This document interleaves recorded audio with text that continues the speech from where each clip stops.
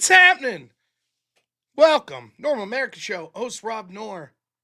Day after Thanksgiving. Oh my goodness. What a Thanksgiving I had. I hope you all did as well. Uh, it was a tremendous time. I ate way too much. My diet starts today, so a sort of last hurrah for Fat Guy Rob. I'll still be Fat Guy Rob, just hopefully slightly less fat guy. But no, it was a good time. I had a great time. We went over to my wife's aunt's, and it was all around a good time. So I hope you all had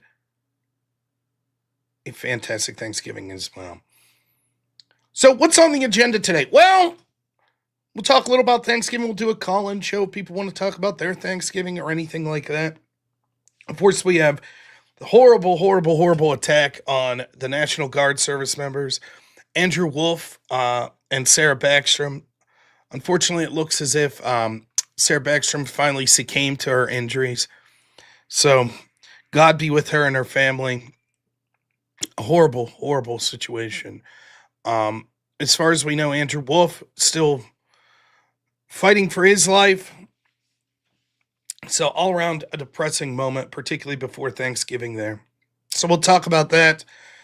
And then some of the posts we've seen from both the left, right, mainstream media, Trump himself, and what to expect going forward after this attack. And of course, we'll take your calls as well. So, but yeah, before anything, I just want to say the most important thing on today's show, please keep the family of Andrew Wolf and Sarah Backstrom in your prayers. Must be a horrible, horrible time that, hopefully none of us ever have to go through. So, absolutely terrible. So what was your favorite thing that you had on Thanksgiving? Mine, it's a dark horse. My favorite Thanksgiving dish is my mom makes this stuff she calls baked corn. But other than that, my favorite Thanksgiving dish is always the green bean casserole. I'm a huge fan of green bean casserole. So, be interested to hear what your favorite Thanksgiving dish was. The Big Johnson shirts. Was that a Thanksgiving tradition for you? I remember those in high school. It was something. Um,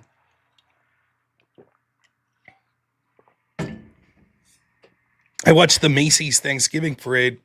I don't know. That's right. My wife did not make the green bean casserole. That's true. Yeah, absolutely true. Her cousin made it. It was wonderful. Um,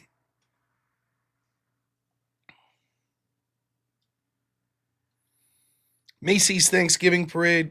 I don't know. Maybe it's because I'm old and curmudgeony now, but it seems shittier every year to me. If you watch the Macy's parade, like you would think that our country's like 20% fucking, I don't know, Filipino or some shit. I don't know. I saw a clip earlier today, and it was of. I'll see if I can find this. It was of Marvel's 1987 Macy's display. I don't see shit like this anymore. Let's see if I. Oh, this is insane. Probably get in trouble for playing it, but we don't care. This is what they've taken from us. Look at this. Quick, Captain America! Wolverine needs your help!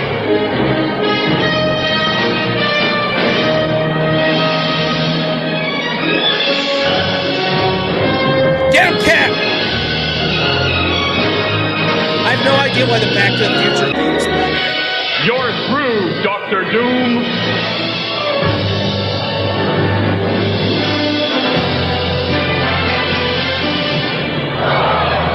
Get him, Cap!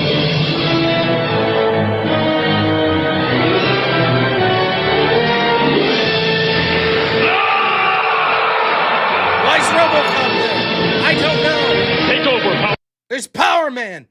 It's just really, really what a phenomenal piece of art. Now, I will say the Macy's parade this year did have two singing acts that I was a big fan of, and it was almost back to back. They had Shaggy, uh, of the Wasn't Me. Yeah, Shaggy was there. And then Cool in the Gang. Not only did you have Cool, but you also had the gang. And they look pretty good. I don't know. Now, I couldn't tell you. I'm not a big enough fan to know if the gang is the same gang that Cool once had. But Cool looked like the same Cool. So I don't know. But I know less and less people. It's like, oh, yeah, look at these characters from these shows I don't know. Yippee! I don't know. Needless to say, my father-in-law wasn't impressed. They did have Busta Rhymes, I suppose. Me and my father-in-law just bitched the whole time. That's kind of a tradition. Just complaining.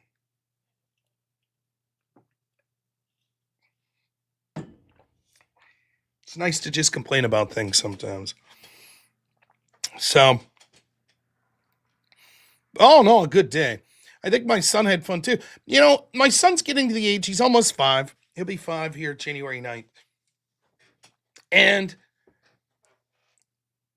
there's some places that you go, like some family, that it's just not fun for a kid, right? Like, do you guys have this in your, like, my house is kind of a shit show. It's just it's a kid that lives here and he's a maniac and you're constantly stepping on dinosaurs and picking them up, you know. But then you have those family members that have like almost pristine houses.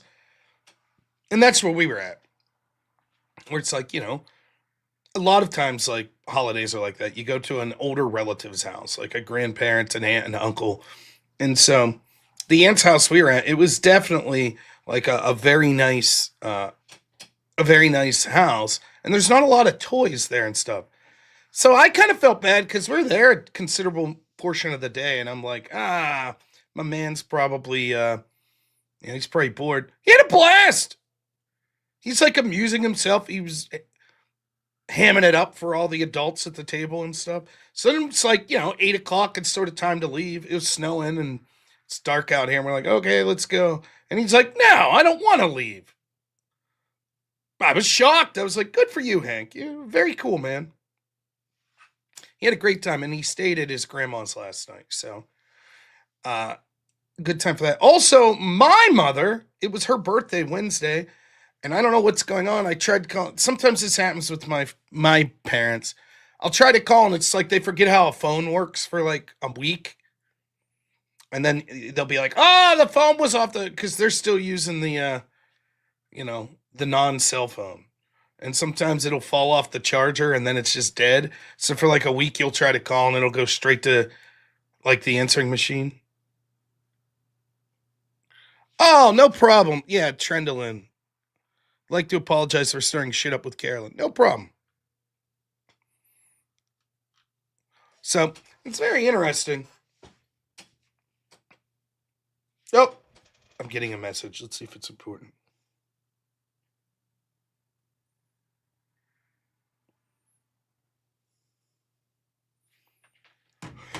Thanks, wife. You've never seen snow? What? I remember going when I was 12 for my birthday. I went with my cousins down to visit some family in Florida, and I went to Disney World and stuff. And I met my like cousins down there who they were like straight up like Florida fucking swamp people. And I'd met them once or twice. And they had in their freezer, because they had kids around my age, so they had in their freezer a Ziploc bag of snow from here in Pennsylvania, and their kids had never seen it snow. And I was like, oh, well, I've seen snow. I'm familiar with that, but I guess if you lived your entire life in Florida, yeah, maybe not. So anyways, it was a very fun, Thanksgiving. I hope you all enjoyed yourself as well.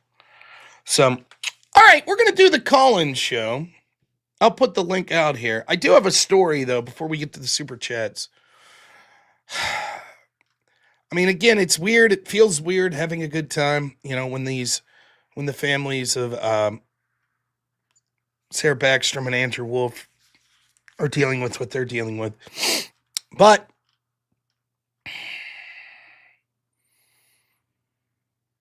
I guess it's worth focusing on what the fallout will be here. And so let me preface this by saying I think that it's important for the cultural narrative to shift. And I think sometimes that begins to happen, particularly by people in positions of leadership in our politics. And then the ball gets dropped as more and more stuff occur. This most notably after the assassination of Charlie Kirk. It seemed like that was a moment in this country. It was a moment where people were like, this shit's getting crazy. The left is fucking insane. They're celebrating this. Absolute insanity. And it seemed like at that moment something was going to happen. That it was going to be enough cultural pressure and enough people being fed up that it would force some sort of political change. And within 2 weeks, Jimmy Kimmel was the victim. Until I see differently, I don't expect this time it will end any differently. I think that there will initially be an uprising, people being furious, and then, unfortunately, the politicians will move on to some other issue that probably doesn't concern us. However, I do suppose it is worth talking about some of the commentary that's coming from this. And if you take aside the fact that nothing will probably change that much, and you just take this post for what it is, this is one of the most encouraging posts I've ever seen from any prominent figure, let alone the President of the United States. So I have 2 posts to share for you, and this is directly on X. So a lot of times what Trump will do will just repost something he's put from Truth Social Media. This was directly to an audience on X, and this has, as we're speaking, 343,000 likes. So let's read this. A very happy Thanksgiving salutation to all of our great American citizens and patriots who've been so nice in allowing our country to be divided, disrupted, carved up, murdered, beaten, mugged, and laughed at, along with certain other foolish countries throughout the world for being politically correct and just plain stupid when it comes to immigration. The official United States foreign population stands at 53 million people, based on the census, most of which are on welfare, from failed nations or from prisons, mental institutions, gangs, or drug cartels. They and their children are supported through massive payments from patriotic American citizens who, because of their beautiful hearts, do not want to openly complain or cause trouble in any way, shape, or form. They put up with what has happened to our country, but it's eating them alive to do so. A migrant earning $30,000 with a green card will get roughly $50,000 in yearly benefits for that family. The real migrant population is much higher. The refugee burden is the leading cause of social dysfunction in America, something that did not exist after World War II. Failed schools, high crime, urban decay, overcrowded hospitals, housing shortages, and large deficits. As an example, hundreds of thousands of refugees from Somalia are completely taking over the once great state of Minnesota. Somalian gangs are roving the streets looking for prey as our wonderful people stay locked in their apartments and houses, hoping against hope that they will be left alone. The seriously retarded governor of Minnesota, special props for that word, Tim Walz, does nothing, either through fear, incompetence, or both. While the worst congressman woman in our country, Ilhan Omar, always wrapped in her swaddling hijab, and who probably came into the USA illegally and that you're not allowed to marry your brother, does nothing but hatefully complain about our country, its constitution, and how badly she is treated, when her place of origin is a decadent, backwards, and crime-ridden nation, which is essentially not even a country for lack of government, military, police, schools, etc. Even as we have progressed technologically, immigration policy has eroded those gains and living conditions for many. I will permanently pause immigration from all third world countries to allow the U.S. system to fully recover. Terminate all of the millions of Biden illegal admissions, including those signed when Sleepy Joe Biden's auto pen, and remove anyone who is not a net asset to the United States or is incapable of loving our country, and all federal benefits and subsidies to non-citizens of our country, denaturalize migrants who undermine domestic tranquility, and deport any foreign national who is a public charge, security risk, or non-compatible with Western civilization.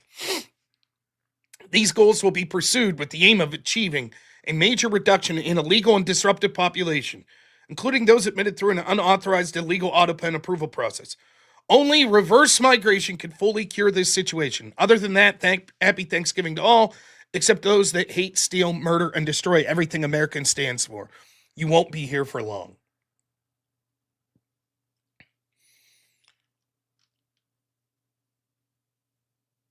Now, my expectation is nothing will come of this. There'll be a couple executive orders that judges will shut down, and Republicans will do jack shit in Congress. However, at least Trump is again saying the right thing. Horrible that it took a tragedy such as this. I don't even know if tragedy is the word. Murder.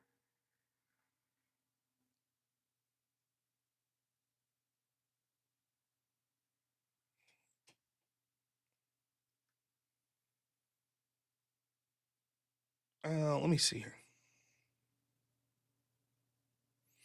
Army Nut Man, I'm sorry to hear that, man, about your dog. I just saw someone saying sorry for your loss. I'm really sorry for that. I had a close call with my dog a month or so ago.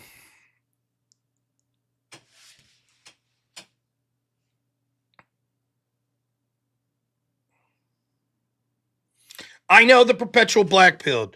What about the 900,000 Chinese? Trump says a lot of things that doesn't happen. Yes, agreed.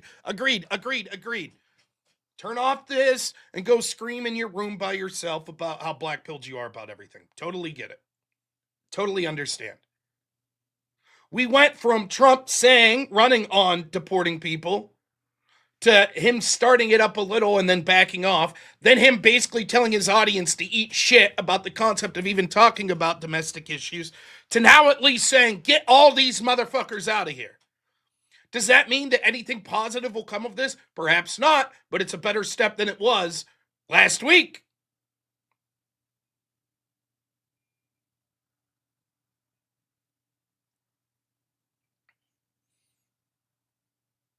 Totally agree that probably the chances of anything effectual happening from this will be slim to none.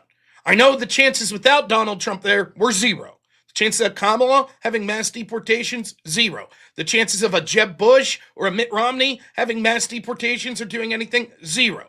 Trump's the only hope we had in the presidential office that had a chance to win that would have done something. Maybe a DeSantis, maybe a Vivek, though. I mean, let's be honest with Vivek.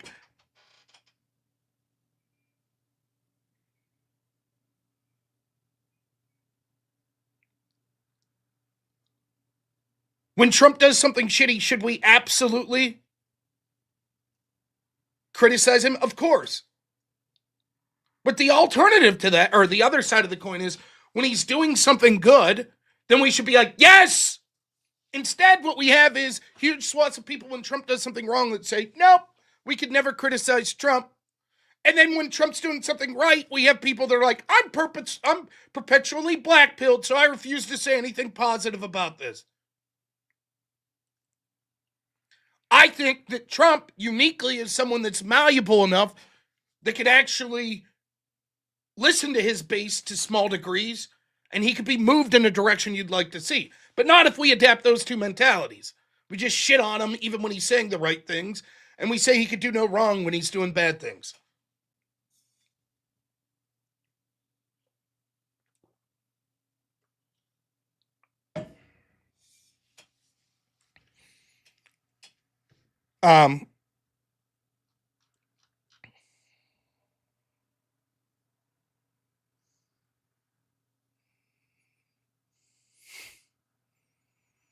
What you said to me, Avarice. It's for the show. I see. That's my family's house. Oh, that's okay. It's for a story. All right, we'll bring him up later here. Yeah, so we'll see. And then so that post was last evening at midnight here on the East Coast. And then he puts another post up that's worth celebrating. And less people have seen this one, but equally good. Well, maybe not equally, but he says, the United States did not attend the G20 in South Africa because the South African government refuses to acknowledge or address the horrific human rights abuses endured by Afrikaners and other descendants of the Dutch, French, and German settlers. To put it more bluntly, they're killing white people and randomly allowing their farms to be taken from them. Perhaps, worst of all, the soon-to-be out-of-business New York Times and the fake news media won't issue a word against this genocide. That's why all the liars and pretenders of the radical left media are going out of business. At the conclusion of the G20, South Africa refused to hand off the G20 presidency to a senior representative from our U.S. Embassy, who attended the closing ceremony. Therefore, at my direction, South Africa will not be receiving an invitation to the 2026 G20, which will be hosted in the great city of Miami, Florida next year. South Africa has demonstrated to the world they are not a country worthy of membership anywhere, and we are going to stop all payments and subsidies to them effective immediately. Thank you for your attention to this matter. Excellent news. Yes, fuck South African government for their mistreatment of white farmers, and stop sending them any money whatsoever. Now, hear me out, Trump. This is very positive. This is very positive news. Keep that momentum going. All of that money that you're not going to send to South Africa, your base is going to love that you're not sending it. Now do every other country in the world. Now do Israel. Now do Ukraine. Now do the NATO countries. All of them. Not one fucking dime as a subsidy. You want to trade with them? That's different.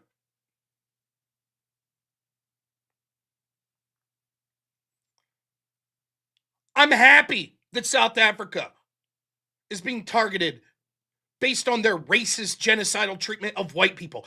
I'm tired of white people the world over being the one group of people that you could target with immunity. Fuck it. I never sought to look at myself as a white person and collectivize as a white person. That was my mistake. And the reason that it was my mistake is, although it's not something that's inherently of interest to me, it is clearly something that huge amounts of people the world over want to force upon me. I may not care if I have pride in my whiteness, but they certainly have hatred because of my whiteness. So fuck them. The same is true of Christians being targeted the world over. Yes, I do give a shit about that.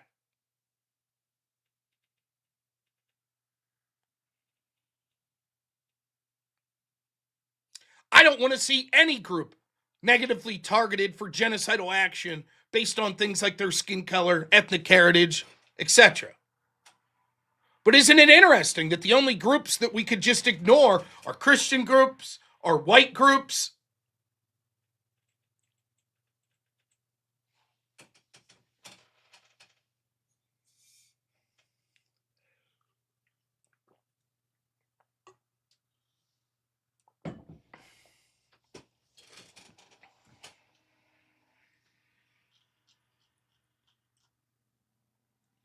So good post for Trump.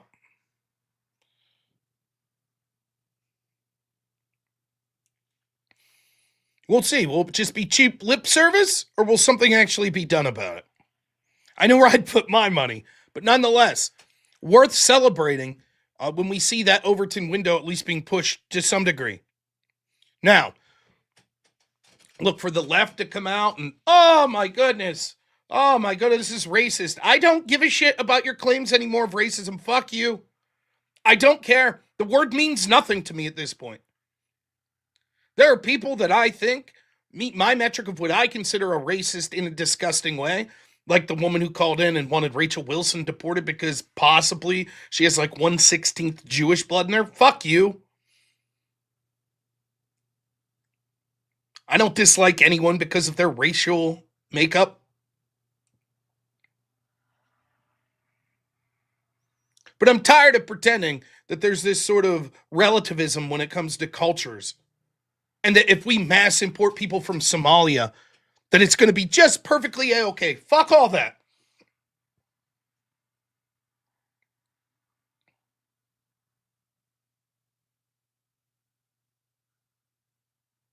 Tired of that.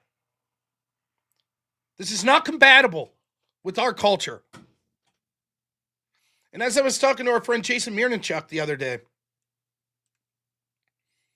it's selfishness to virtue signal and say, I'm not going to call that out, so that your children and your children's children then have to deal with the ramifications of this.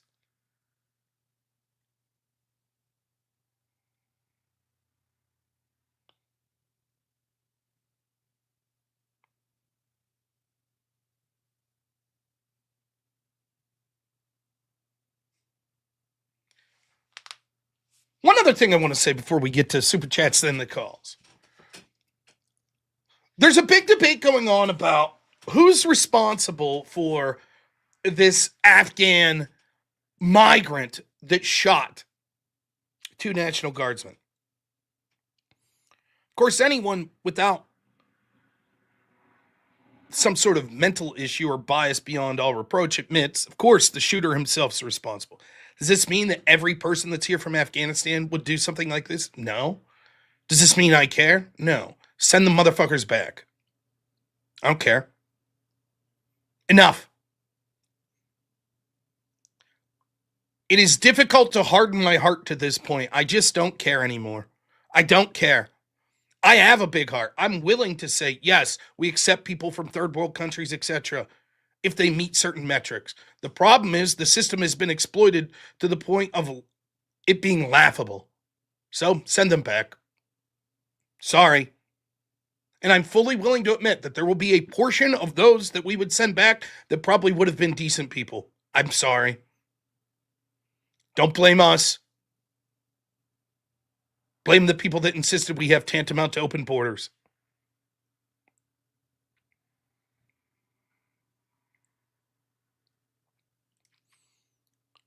Is it Trump's fault or is it Biden's fault? Well, you could say it's Biden's fault. Trump was saying because they brought all of these Afghans and said they were vetted, and it turns out that maybe they weren't. But then this person actually was one of the good ones that worked with the CIA. Interesting. He worked with the CIA. He's a good one. So he was vetted. And furthermore, the Trump administration, under his administration, the immigration courts processed and accepted his claim for asylum.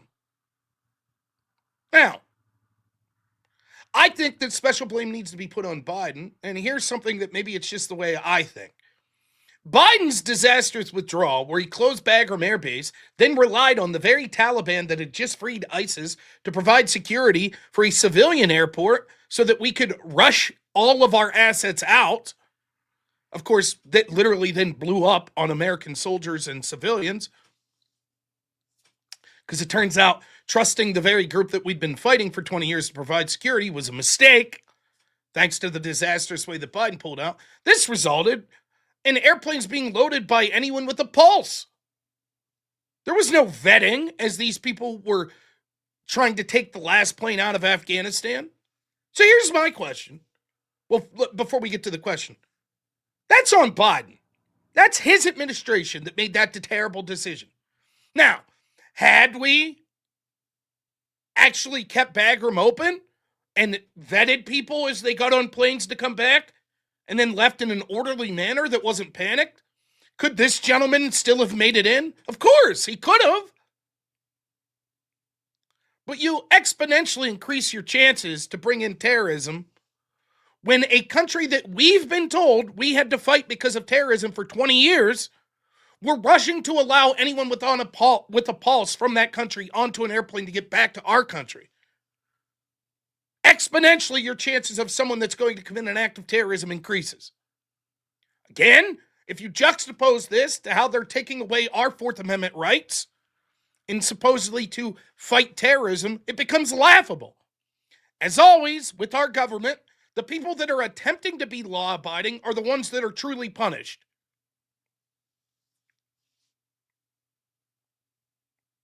It's true. There was a YouTube video where an Afghan man shot a police officer at a traffic stop. That happened not a month or so ago. Yes.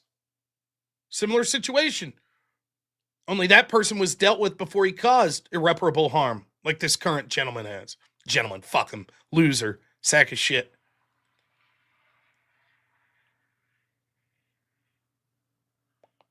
But fine, let's forgive Biden for a moment. Or not forgive, but say, fine. Damage done. A bunch of fucking lunatics got in an airplane and weren't able to be vetted. Here's my question. How many were sent back once they got to the United States? I can't find the data on this. And hear me out why this matters. You might say, fog of war situation, things got crazy, everybody flooding onto the airplanes. Of course, difficult to vet them at that moment, as you're relying on the Taliban for security at an airport. People are hanging off the wings of planes. Of course, difficult to vet in that moment. Fair enough. Now, that difficulty stems from the Biden administration's failures. Don't get me wrong. But fine, great, whatever. But once they got to the United States, okay?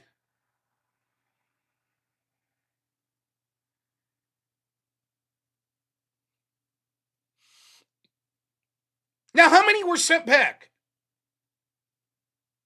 Because if the answer is almost zero, then you can see that the vetting process is absolute dog shit. And I don't know. I can't find the numbers. How many were sent back to Afghanistan? My guess is almost none. Because what they tried to gaslight us for years was, no, all these people were vetted. They're all vetted. And it's like, that's bullshit.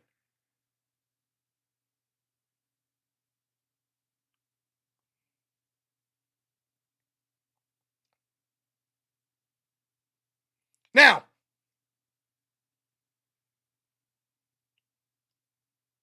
do we blame Biden? Or because the Trump's immigration courts accepted the asylum petition, do we blame Trump? My answer is I don't give a fuck. Sure, blame them both. I have no problem with that. Clearly, the Biden administration's more responsible in the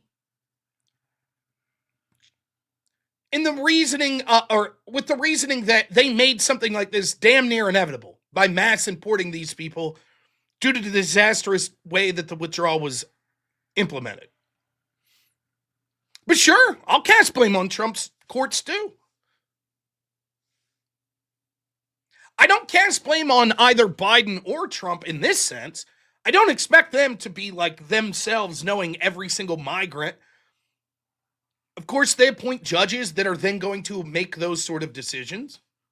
You could blame them for a terrible appointment, which I guess is fair, but fair enough. Biden, you could blame for the disastrous withdrawal, leading to the impractical ways in which we attempted to vet people. It just wasn't going to work.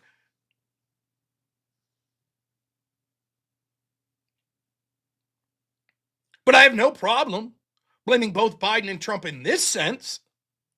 Both of them oversaw administrations that did very little to actually have what we would consider thorough vetting, in my opinion, in ways that would matter. Yes, as much as I would blame a judge for allowing these people in under Biden and blame Biden for that, why wouldn't I equally blame Trump? But here's the difference.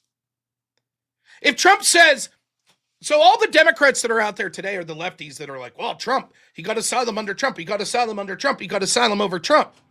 Okay. Now, Trump may be willing to correct that. He might say, okay, then fuck you all go back. Or the Democrats going to go, whew, Trump's solving the problem. Are they going to do that? Or are they going to say, we're with you, Mr. President. Thanks so much. Is that what they're going to do? No, of course not. They're going to gnash their teeth and they're going to scream and they're going to dig their heels in and they're going to say, no, you can't deport people. You can't. You can't do this. It's racist. It's bigotry.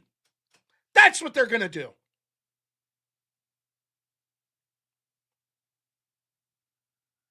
That's exactly what they're going to do.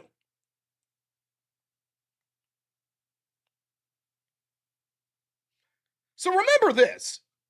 You remember how when there was this fucking absurd argument that maybe the assassin of Charlie Kirk was like a Republican? Remember that? Remember when we had to go through this line of bullshit? Well, it turns out that he grew up in a Republican family, so therefore he must be Republican.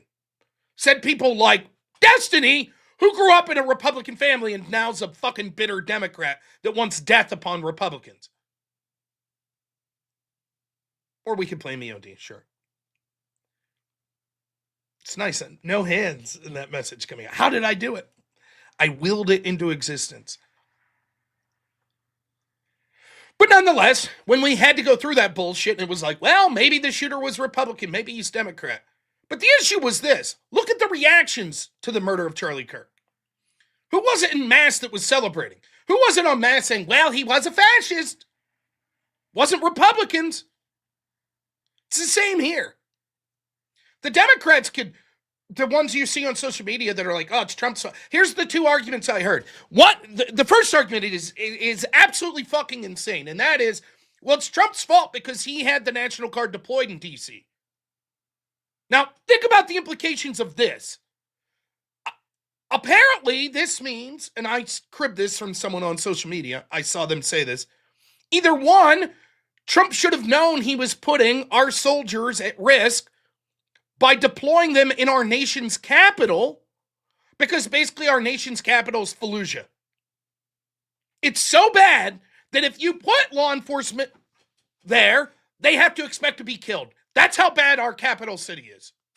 That's number one. Or, if you don't believe that, the other implication of the Democrats saying this is, of course someone was going to kill them. That's what happens. One of our people would target them. So which is it?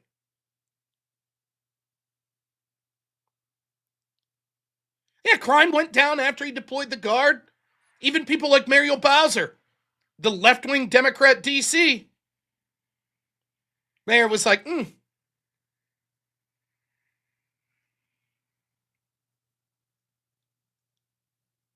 So that's the first excuse I heard from them. The second is, well, this guy got asylum under Trump. But much like the Charlie Kirk thing, even if we accept that's true, wait until you see which side protest making any changes.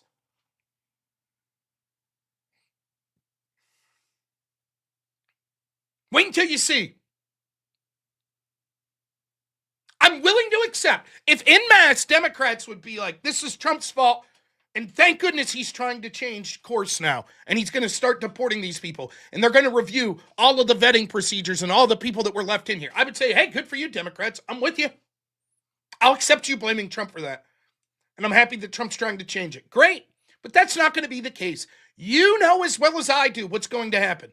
You know that Trump, if he goes through with these orders, is going to be fought tooth and nail by Republicans in his own party, every single Democrat, and every left-leaning judge in this country, and every Democrat that you see posting on social media is going to say, he's a racist, he's a bigot, he's an authoritarian, he's a fascist. That's what they're going to say.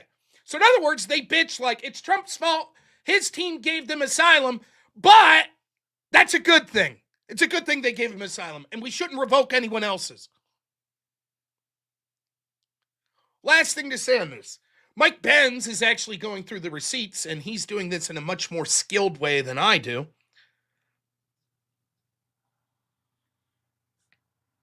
And that is, he's pointing out something that I've said for years.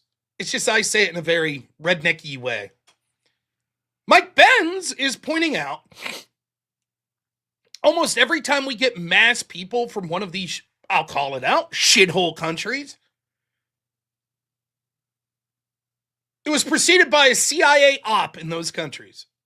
Somalia, Afghanistan, Syria, and the list goes on. It's interesting, isn't it? Our intel agencies, for whatever reason, decide that they're going to be involved in these countries, and then part of the deal is we get a bunch of fucking people from these countries. Now, the way I always put it was this. My policy as an American first non-interventionist is as follows. Stop fucking with the rest of the world. On one hand, I do want to stop interfering with elections in countries around the world. That's true. On the other hand, I don't think that we're responsible to take in millions upon millions of people from areas around the world. My ideological opponents have the exact opposite position. It's a good thing when the United States gets involved in places like Syria to depose Assad. But then they'll say, well, because of our meddling in Syria, now there's a bunch of refugees from Syria and we have to take them in because it's our fault. In other words, these people push for the policies that predictably will lead to refugees that they then say we have to take in. Which, and here's the best part, that's what these people wanted in the first place. They want mass importation of people from these cultures. So it's a win-win for them. They get to fuck with these countries over there, and then they get to say, oh my goodness, someone fucked with them, and now we have to take in the migrants that we wanted in the first place.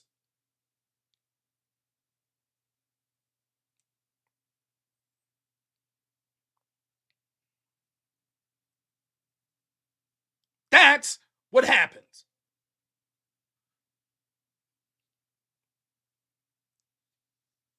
So anyways, there's what I have for topics today. Of course, you can talk about anything you like. Thanksgiving related, you could talk about the topics that we've addressed here. Trump's statements, who's to blame. I do ask, regardless if you're going to call in to hate me or whatever, that's fine. I don't give a shit. Please, though, please, say a prayer at some point today for Andrew Wolf and for Sarah Backstrom and their families. May God be with them in what will be the most difficult time in their lives, probably. All right. Let's put the... Sorry, I am a little congested here today. Let's put the link. We're going to pin it to the top of YouTube. We're going to read Super Chats.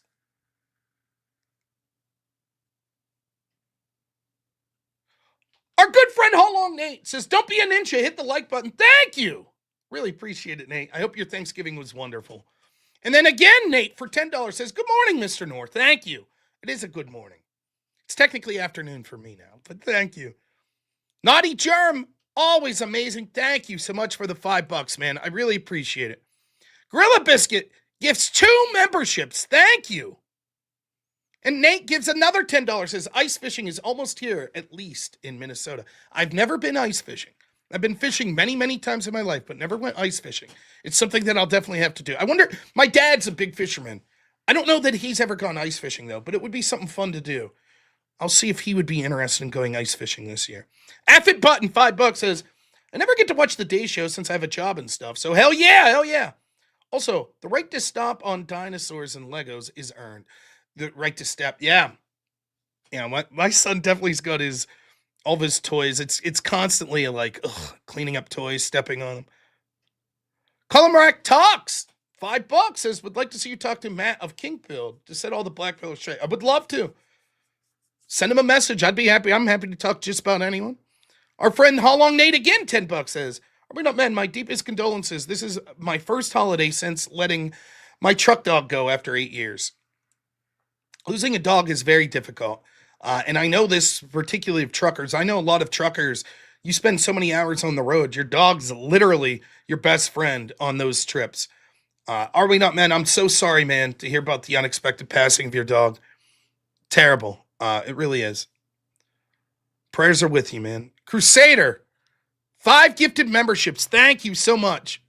Always a pleasure. Stank Jesus, $5 says, don't worry, Palantir will save us from these things ever happening again. Finally. It's about time someone steps up.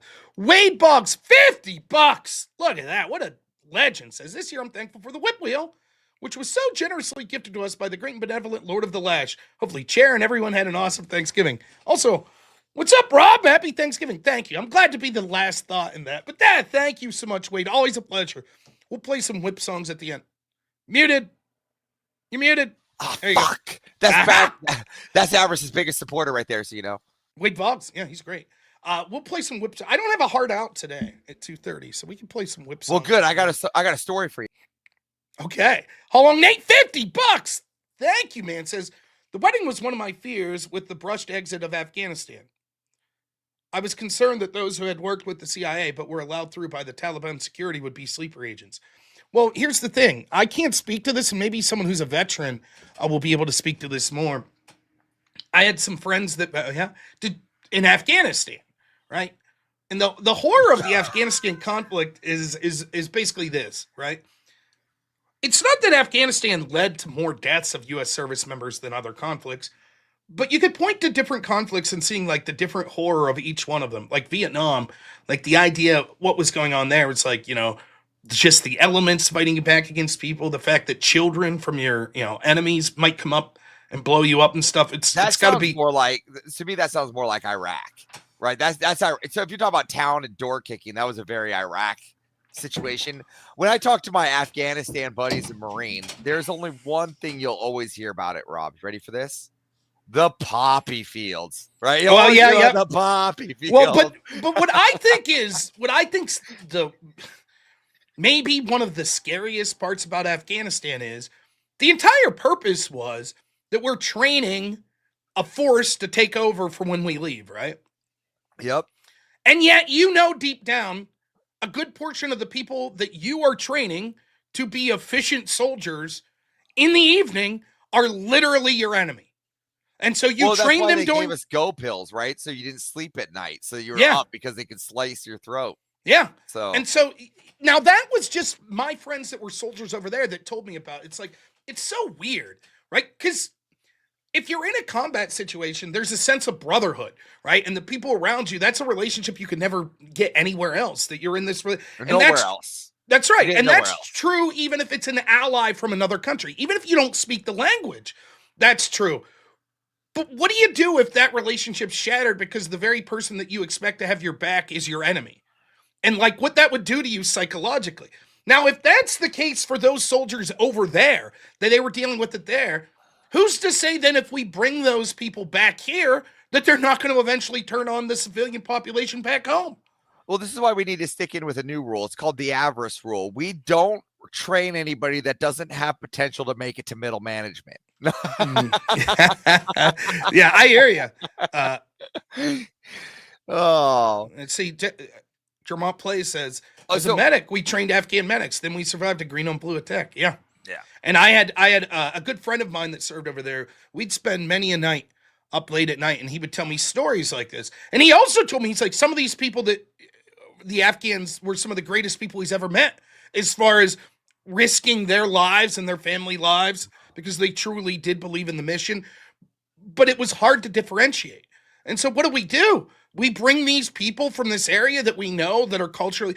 I think that a better solution would be to help facilitate them coming to a country that maybe has more to do with them culturally, where they wouldn't be targeted, like maybe Turkey or a country like that, where we could, bring people from Afghanistan instead directly to the United States. But nonetheless, horrific. Well, if it makes the situation better, we can train other people, right? We can train our youth. Now, this is a good segue into a video I just dropped for you. And here, I'll just take control, Go ahead. You take control. Look at this. Now, we're looking into my X account here, so no judgment. Now, be careful, because X's terms of service is different, but... hold on. Let me, I forgot the auto part. Okay, I got this. Hold on. I'm working on this. No N-words. We don't want to hear no N-words. There's no N-words. So this is how we train our youth. Look at this. So here we go. Look at this. This is the Turkey Day special I brought for you. Okay. Ready for this? All right. Are you against animal abuse? Am I against animal abuse? No, I'm not. Why not? It's not animal abuse. It's eating meat. No, I said, are you against animal abuse? Can we answer a simple question? It's yes or no. I already said no. It's not animal abuse. It's eating meat. I said, are you against animal abuse? Can we answer a simple question? It's yes or no. You're okay with animal abuse, are you? No, I'm okay with them getting killed like that. I asked you, are you against animal abuse? And you said no. No, you're okay with animal abuse, are you? No, I'm okay with them getting killed like that. Are you against animal abuse? Yes or no? Are you against animal abuse? And you said no. No, I said I'm okay with you literally can't answer a yes or no question. Are you against animal abuse? Yes or no? Are you against Why are you education? against animal abuse? You literally can't answer a yes or no question. You're okay to abuse animals because you like eating animals. Why are you against animal abuse? I literally just showed you slaughterhouse footage. Animals are abused in order for you to eat their body parts. Animals because you like eating animals. I literally just showed you slaughterhouse footage. Animals are abused in order for you to eat their body parts. Yeah. Am I hearing a double? I don't know, but Maybe. yeah, Maybe we had very double. good. So, Very good. Is it? It was triple audio. Okay. All we're getting at here is we could train the little kids. Like I'm learning here, guys. All right, we train the little guys to eat tasty meat. That's all we're getting at here. I saw a this is how weird I think, right?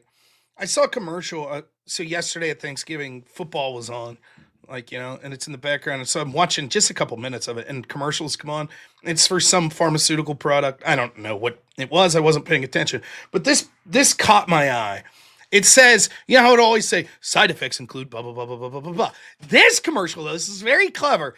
It said something to the effect of like side effects such as erectile dysfunction and something else are not common. And I was like, what an interesting way to phrase that, right? Because theoretically, let's say I drink, I'm drinking my energy rush here, right? Let's say I said like energy rush. Side effects of your heart bursting out of your chest cavity and doing a little dance on the computer are not common. And technically that's true. It's never happened, right? When you use the word not, right, you're implying something. Like in that sentence, you're implying, well, when you say not common, that means that it has happened. And it's like, well, not necessarily. If it's happened 0 times, that would still mean that it's not common. There's something that's to do with implicitness, right? And that people want to take words technically and remove out the obvious implicit nature of them. And so this is how fucking weird my brain works. I immediately, within 2 seconds, see this pharmaceutical commercial where it's like, oh, it's not common. Erectile dysfunction is not a common side effect with this. And I'm like, well, that means that it is something that's happened, right? But wouldn't it be interesting if you just said a bunch of other bullshit that clearly never happened and included it there to make it seem like, oh, erectile dysfunction doesn't happen. Like, side effects such as erectile dysfunction and, jumping to the moon aren't common. And then I was like, oh, I get it. It's like with the implicit nature of what they're trying to say. And then I was like, it's like Mark Kelly and these fucking 6 Democrat senators, right, that are like, oh, it's okay to refuse unlawful orders, right? Technically what they're saying is true, but it's the implicit nature. It's like they're implicitly being like, wink, wink, nudge, nudge. We know what Trump's doing is illegal. I don't know. That's how weird my brain is. I see a fucking simple pharmaceutical commercial, and within 3 seconds, I'm like, I get it. I get. Well, I mean, the whole thing's just funny, right? I think the funny part, and I got it, chat. I took the L. Don't worry, I'll take the L on the audio. All right. But the video itself even shows it's just our kids are getting smarter. They're cooking these liberals, the little kids, and they're coming up with smart rhetoric to say, look at what you're saying makes no sense. And I like this. I like seeing the kids cook the older people. And it's nice because it segues into a nice little segue into my other story is Thanksgiving, right? I had to go to Thanksgiving with my family. And as we saw, and I will show you guys for the audience, I walked right into the biggest bombshell you could ever walk into in a house for Thanksgiving. This was Avarice's first minute walking into the house. There it is, right there. No kings! No! So they were ready for war as soon as I walked in the house. Luckily, I was wearing my robnoerr shirt, and I came prepared for victory. So I dealt with a fun left-wing table all day yesterday. And they made me feel like a specific schnazi that wore a specific kind of mustachio that day. So it was fantastic. Nice. Yeah. No king. Did you just ham it up?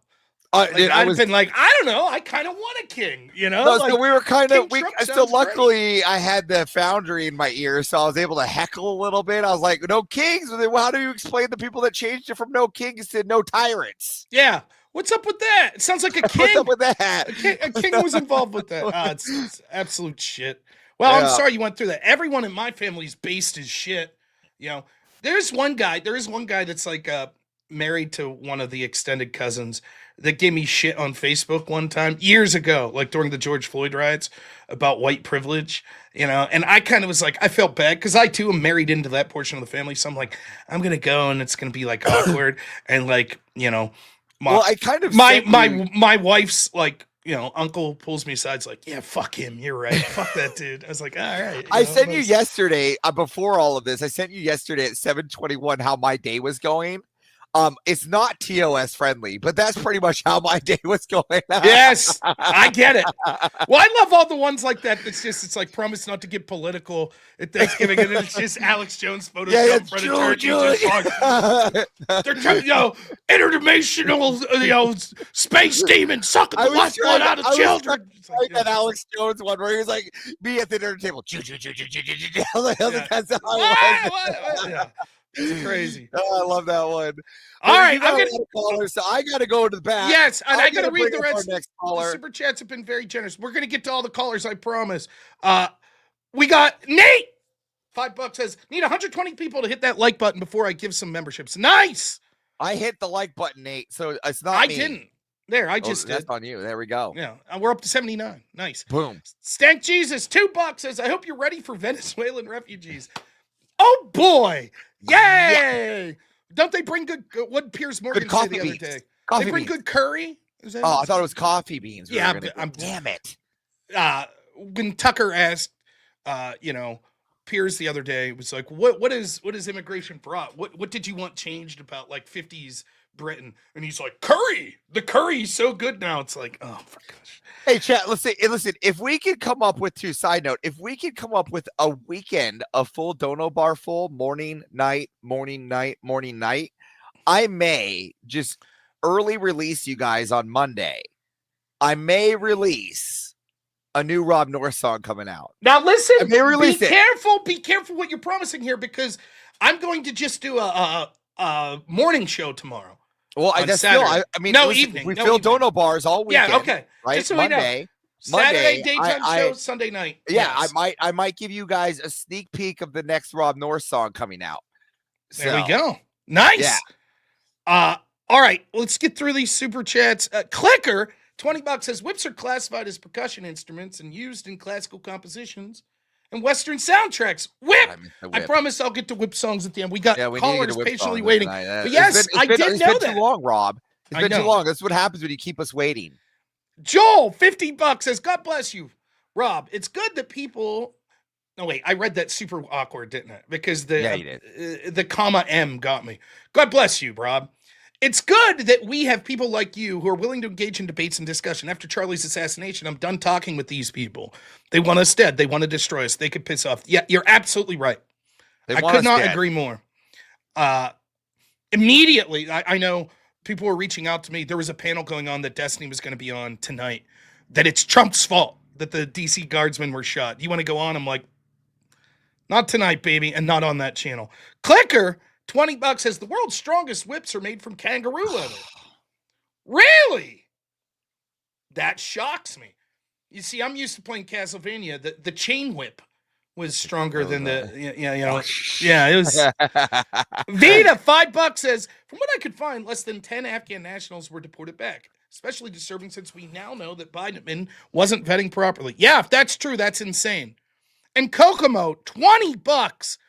Thank you so much. Now listen, I'll just do this. We're at 90%. I mean, it would be nice to get to 100% before we even accept callers. Oh, that would be but good. That's all right. We're not going to delay anymore. We can do the happy dance for like 5 more minutes more. Maybe 7. No. We've stalled long enough. It's 12. I've been going an hour and we haven't got one call. That's usually. Now technically, actually, so we're clear. Your typical time to take a call, if we're being real, hold on, let me bring up the analytics. 78 minutes, Rob. No, that's not true. That's not 78 minutes. Typical time within 30 minutes. No, typical time for Rob Norris morning call-in show is at the 78-minute marker. Don't make me bring up the Luke Skywalker. No, that's not true. That's impossible. Yeah, that's what I sound like. I'm just saying the stats don't lie. Miguel stats? No. Now, all right, we're bringing up the first caller. All right. We're trying. Oh, look at that. And then just like that, Houdini, $50 I told says you you're awesome, bro. Yeah, nice. I guess we'll do real quick. We'll do the go.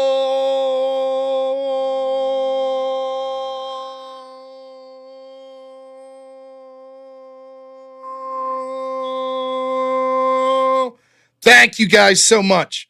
Keep getting your donos in. We're going to take callers. We've stalled long enough. First up, I saw your super chat. Nate the Eagle, thank you so much. I know that normally you're not here on the day show, so it's my pleasure to be able to talk to you today, man. How are you doing? Doing good. It's great to finally get a chance to talk to you, Rob. I think I donated to you or like said something about like a month ago that I was a recently new watcher because, I typically watch Andrew more and like, he'd been traveling. So of course, I watched Extravaganza. So you were on there more. So yeah, glad to finally get a chance to talk to you. How was your Thanksgiving? It was amazing. It really was. Thanksgiving's one of my favorite holidays. Obviously, I have to put Christmas at the top, but Thanksgiving for me is special for two reasons. Because I love my family, I love my in-laws, so it's always a pleasure to get together with them. That's great. I love food because I'm a big fat guy. I'm trying to diet now. And then it's also to me, Thanksgiving to me is really the start of like the holiday season and Right. hanging out with family and stuff. So for me, it always signifies that. It's very much like when I used to be into baseball. I absolutely love opening day of baseball, not just because I like baseball, but because where I live, it signifies like, hey, the weather's about to get good. And I don't just live in a drab, wet, gray environment. It's actually beautiful here. I live next to a state forest. So, but that's why, yeah, Thanksgiving was amazing for me. I had a great Yeah, time. like I think not many people like take like like kind of like push Thanksgiving aside because Christmas is so much more popular and also like it pisses me off whenever like Halloween ends and automatically on the radio stations they're putting up Christmas music and I see people who also hang their trees like right before Thanksgiving or on Thanksgiving.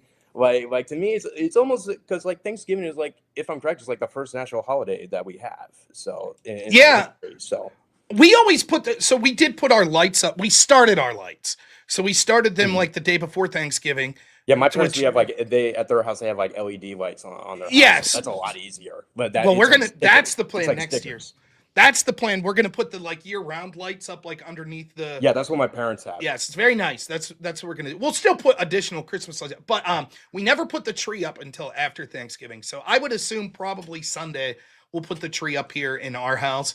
But yeah, it really is. It's a great, and the idea. I understand that it's sort of not, quote, it's not viewed as a religious holiday, but to me, it's something that I take seriously, especially as I've become more Christian. Is that I oftentimes find that for me, it's like when I have a conversation with God, it's always asking for something. And so I'm trying to tell myself this year, like, you should take time every day to be like, wow, are you incredibly lucky?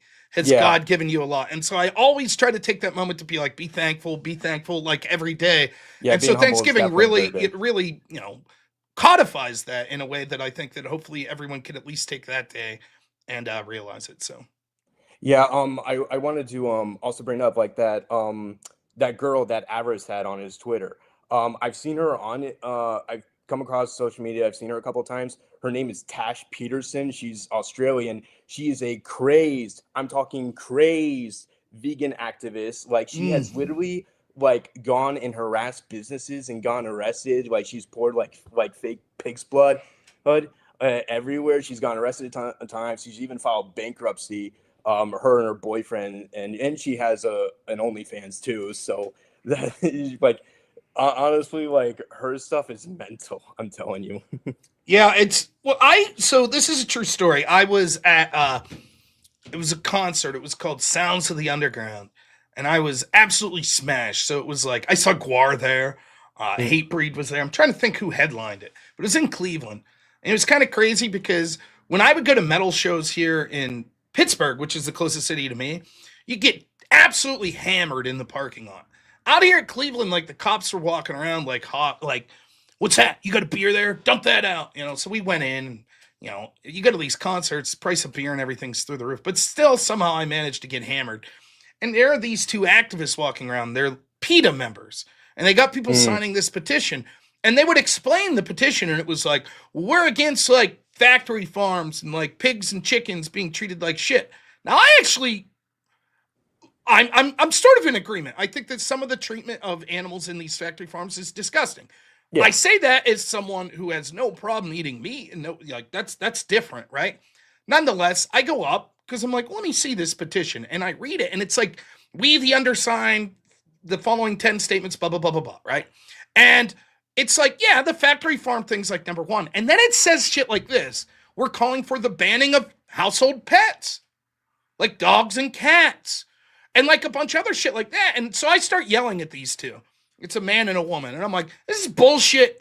I'm drunk, but I'm like, you got people signing this under false pretenses. How many of you that just signed this have a dog or a cat, and everyone raises their hand? I'm like, yeah, you just signed a petition that says we should make that illegal. Are you aware of that? And they're like, what? And so these PETA people start yelling at me. And I'm dropping. Take that stuff to like the Philippines or Vietnam where get the fuck out of here where they're eating. And like I'm like, oh, you fucking Ingrid Newkirk, who's like your VP there, PETA. She takes insulin medication that was treated on animals, huh? Huh? Doesn't she? And when asked why she did it, she said she must live so that other animals may live. Fuck you. It's okay for her. That's hypocrisy. And they don't know what they're like, who the fuck is this guy? And I'm like, are you wearing a leather belt? I go to this guy and he's like, no, it's faux leather. I'm like, nonetheless, you're providing the image of leather. You're walking around looking all cool with your fake leather belt. And everyone's like, yeah, I'm going to get a leather belt. You ought to be ashamed. And these fucking PETA people that were walking around harassing all these people. Did you really take it to that semantic? Yeah. I fucking went nuts. And so I'm following them around. I'm like, fuck these people. They're full of shit. And they had to go get security. And then the security guy comes up to me. He's like, hey, man, you got to stop harassing. I'm like, fuck them. They're harassing people. I'm preventing the harassment by harassing them. And the security guy like pulls me aside and he's like, yeah, fuck these people, but just let them go. Yeah, so I did because you said your close city you live to is Pittsburgh? Yes, I'm about I'm in Lancaster County. Oh, there you go. I've been through Lancaster many. I'm closer. I am when it comes to football. I am a big Eagles fan. I know Philly fans are incredibly crazy, but my dad has some crazy stories. But that can be saved for another time. You're in the Amish community.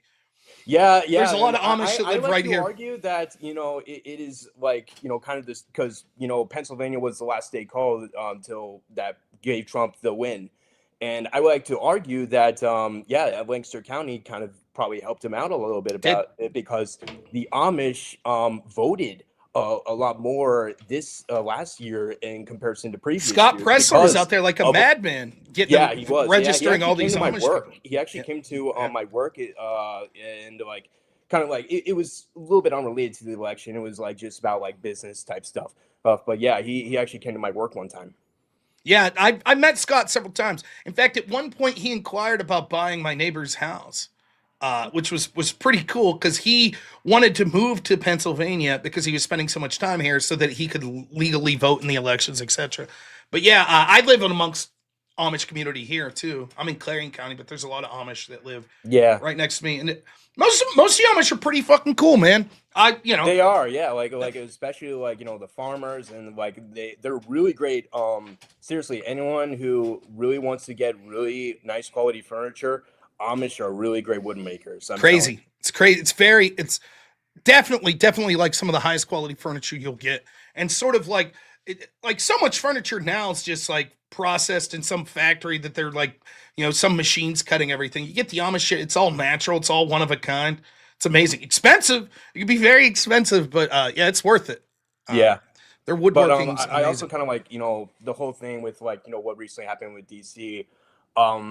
I think also another big part of it is kind of like, the acts of gun violence. And the reason I want to bring this up is I'm not sure how much you watch it, but have you ever seen any of the Jubilee videos with the one person in the center and the 20 people around him?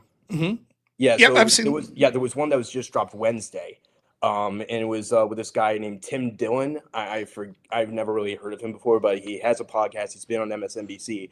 And one of the claims that he had was that the amount of gun deaths that we have in the U.S. is not worth the Second Amendment, kind of like opposite of what Charlie Kirk, used to say. And here's the problem is I'm listening to him like debate these 20 Gen Z conservatives. And I'm trying to listen to like the arguments that he's making. I'm like patiently waiting to like voice my own thoughts in my head. And one thing that he kept on bringing up that was a big part of his argument was look at these other countries that don't have like, because he said like the U.S. In 2023, I think had somewhere around 46,000 gun deaths. Mm-hmm. But he wasn't distinguishing that more than half of that is actually self-alive. Self-alives. Yes. Yeah. So, but he brings up these other countries who have far less gun deaths, like he said, Japan had like 10, France had like 800 something. And like, I'm watching this and I'm going to mind, okay, well, first of all, the US population is more than those two countries combined. Correct. So, and when you have a society that has like more people, there's going to probably be more crime and more violence. So that's one part. Secondly, is like he's not taking into account that, listen, the laws of Japan are universal to the laws of Japan. The laws of France are universal to the laws of France. The United States is different because we're a bottom-up government. And the fact that, we start at the local level, then the state, then the federal. So, which is why states, the laws here in Pennsylvania, you can't apply it to California, Michigan, and Minnesota, etc. But most importantly, when I'm watching this, I go to my mind, what do these countries don't have that the U.S. has? The Second Amendment, the very antithesis of his claim. So if he really wants to get to have gun deaths down to relatively low levels, similar to these other countries, you'd have to abolish the Second Amendment. And throughout the debate, he said he doesn't want to do this. So what's the point of your argument? Yeah, I mean, again, like it's really weird. If we want to take this to sort of a weird place, they want to talk about sort of gun control, and they're always, Jordan Peterson has this video on Joe Rogan that I always like playing, where he talks about, like, how did we get where we are? One small step at a time. And he's like, what happens is the side that wants to be sort of authoritarian, they crouch right up to the line that you'll accept, right? And then they back off a little, and then you back off a little. Then they push that line, and that line keeps getting pushed further and further. This is why it's important. Now, I'll tell you straight up, do I really give a shit about bump stocks? No, I don't really give a shit. And if you could sign a deal and ensure that there will never be any more gun legislation in the next 200 years in the United States if we just get rid of bump stocks, would I take that deal? Of course I would. I would be like, fair enough. It's not that big of a deal to me. I'm willing to accept that. The problem is, you know exactly what the game is. They're like, well, this is the problem. You're like, okay, we'll get rid of that. And they're like, cool, now on to the next thing, right? And they just keep pushing. So, like, when you talk to these gun control activists and you're like, what's the problem? Assault weapons. They can't define what an assault weapon is. And then once you really push them, I've had so many say something, well, it's so many, if you could have so many bullets in a magazine. Okay, how many? Like more than 6. You don't need more than 6. Okay, that's like every handgun, right? That's not a revolver. Yeah. That's what you're suggesting? Or I've heard people say, like, it has to do with the ability for, like, the wounding capacity. So I debated someone that said this. The reason that an AR-15 needs to be taken away is because one shell from it could cause X amount of damage from a certain range, and that's why we need to get rid of it. And I was like, the same with a handgun. I was like, have you ever seen what a shotgun could do? Yeah. Oh, well, right. And if you take other hunting, I'm not, by no means am I a gun expert, but I know this. My goodness, there's a litany of hunting rifles that could cause much more damage per shot than an AR-15. And so they're unable what's interesting is what they really want is just the erosion of all gun rights. That's what they want. But they can't say that because they know it's not popular. So then why haven't we heard a lot about gun control after this shooting in DC? What was with the revolver?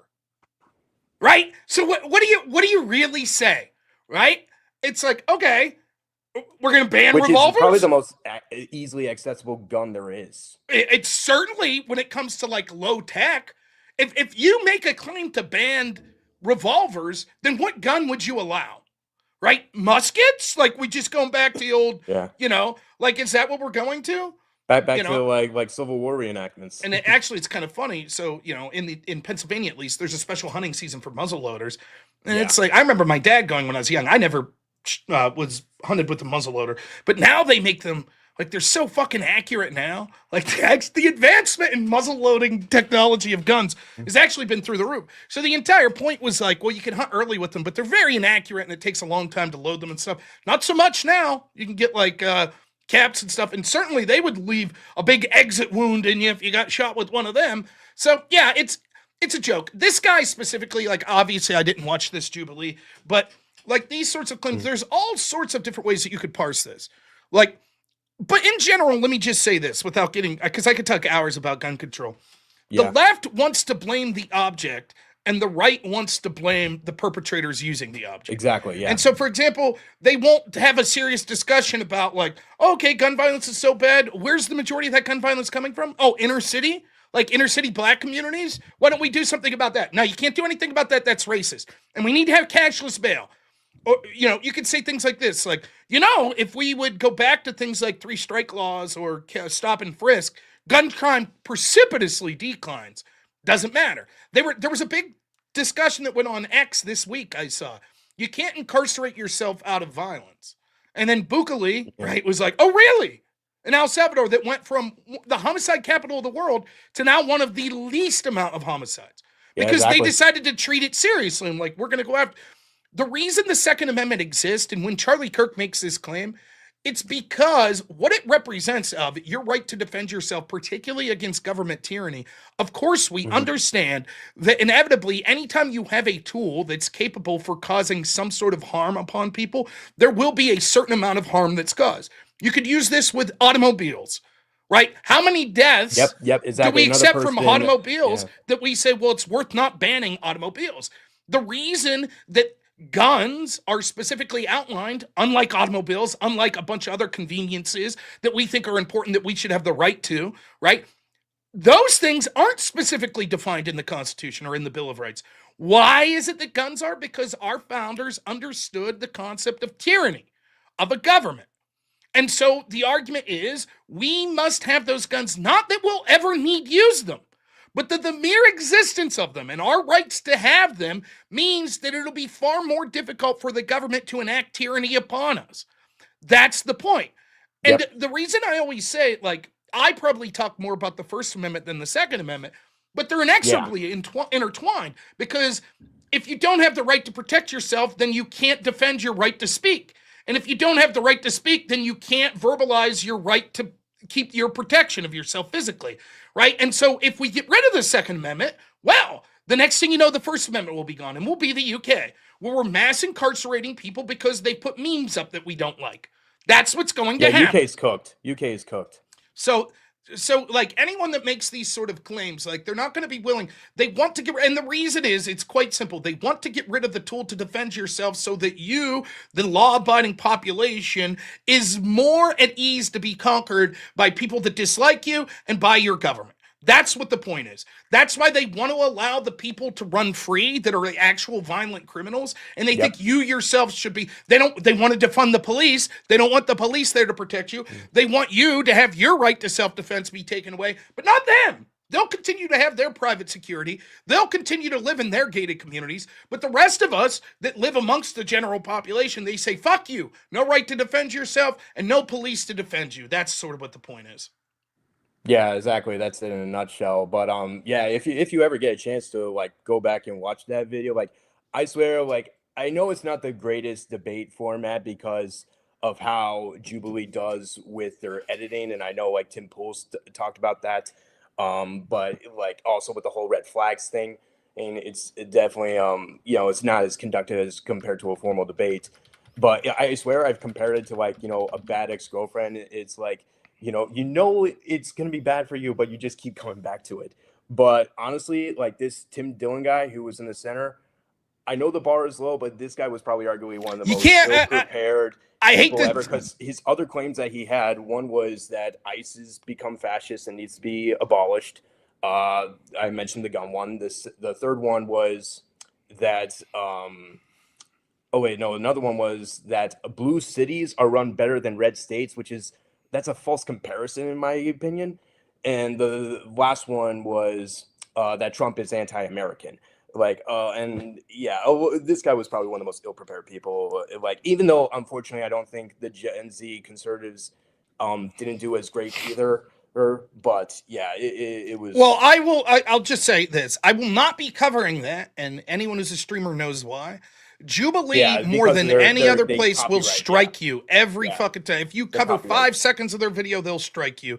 So it's unfortunate. They probably fuck themselves. They'd probably be far more popular if they allowed people, at least that are creating content that's materially changing, like reviewing it and saying, here's what I think's a good argument, here's what I think's a bad argument. Of course, I have no love for the people that just, the Hassan Piker, I'm just going to play this video and walk into the other room. I'm not talking about that. So, yeah, unfortunately, can never cover Jubilee. It's just something you can't do. And, you know, I would not do so anyways on the channel, even if they change their policy, because fuck them.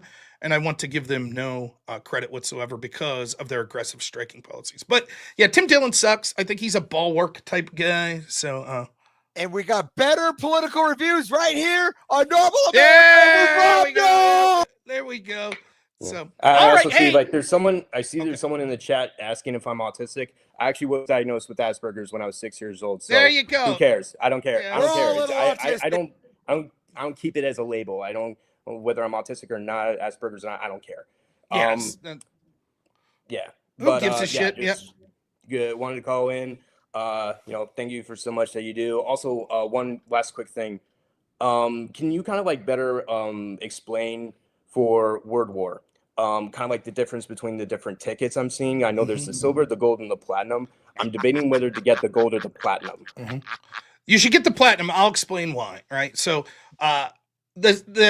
the base level ticket, I think they're calling silver. The silver ticket's going to be ground floor, right? Yeah. So you'll be able to be on the ground floor, and you'll have a seat just sort of in the general crowd there. The next level up, the gold, there's a second row of seatings at the top, and so it's going to be much higher level, and I believe that a lot of the restaurants are going to be directly on that floor, so you're going to have more access to sort of directly being able to see much better. And I think, I could be wrong, but I think that might get you in a little earlier. The platinum tickets are going to mean that you have access to the VIP room.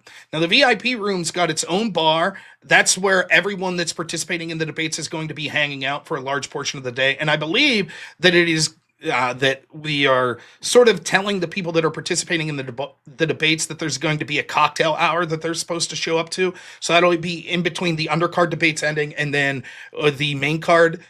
So everyone that you've seen participate in the debates will be hanging out in the VIP lounge. So that's sort of what the difference is. The platinum is going to be the VIP tickets. What's that, Everest? I'm preparing for the cocktail hour.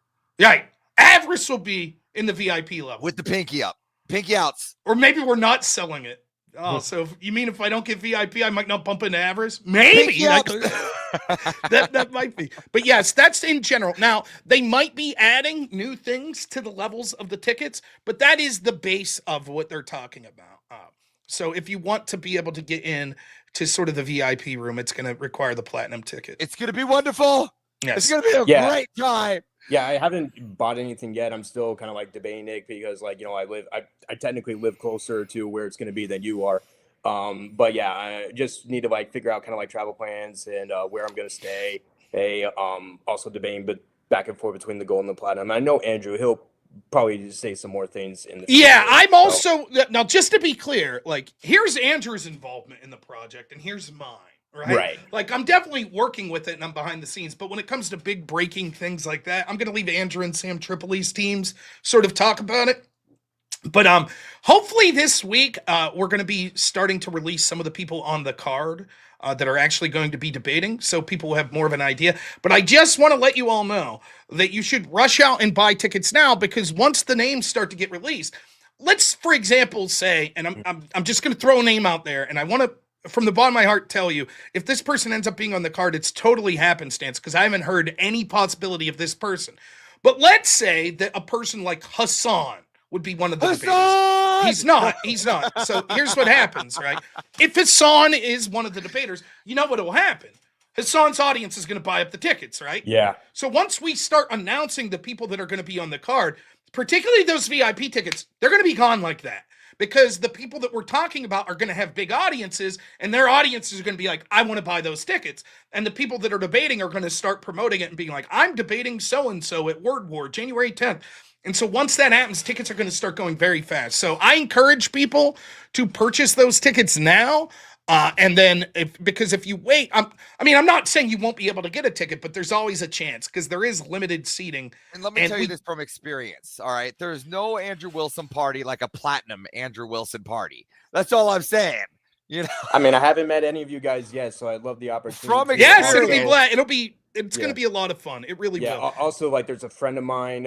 It's been a while since he and I have chatted, but he's also a fan of Andrew's, and he's from Jersey. So I need to, like, if he's interested, I will need to know like what he's willing to do as well. So and I would imagine as we get closer, I'm guessing, Avarice, you'd probably know more about this than me. I bet a lot of the Crucible guys like get a block of rooms together or like an Airbnb or You some mean shit another like that. mansion house? Another mansion house? Yeah.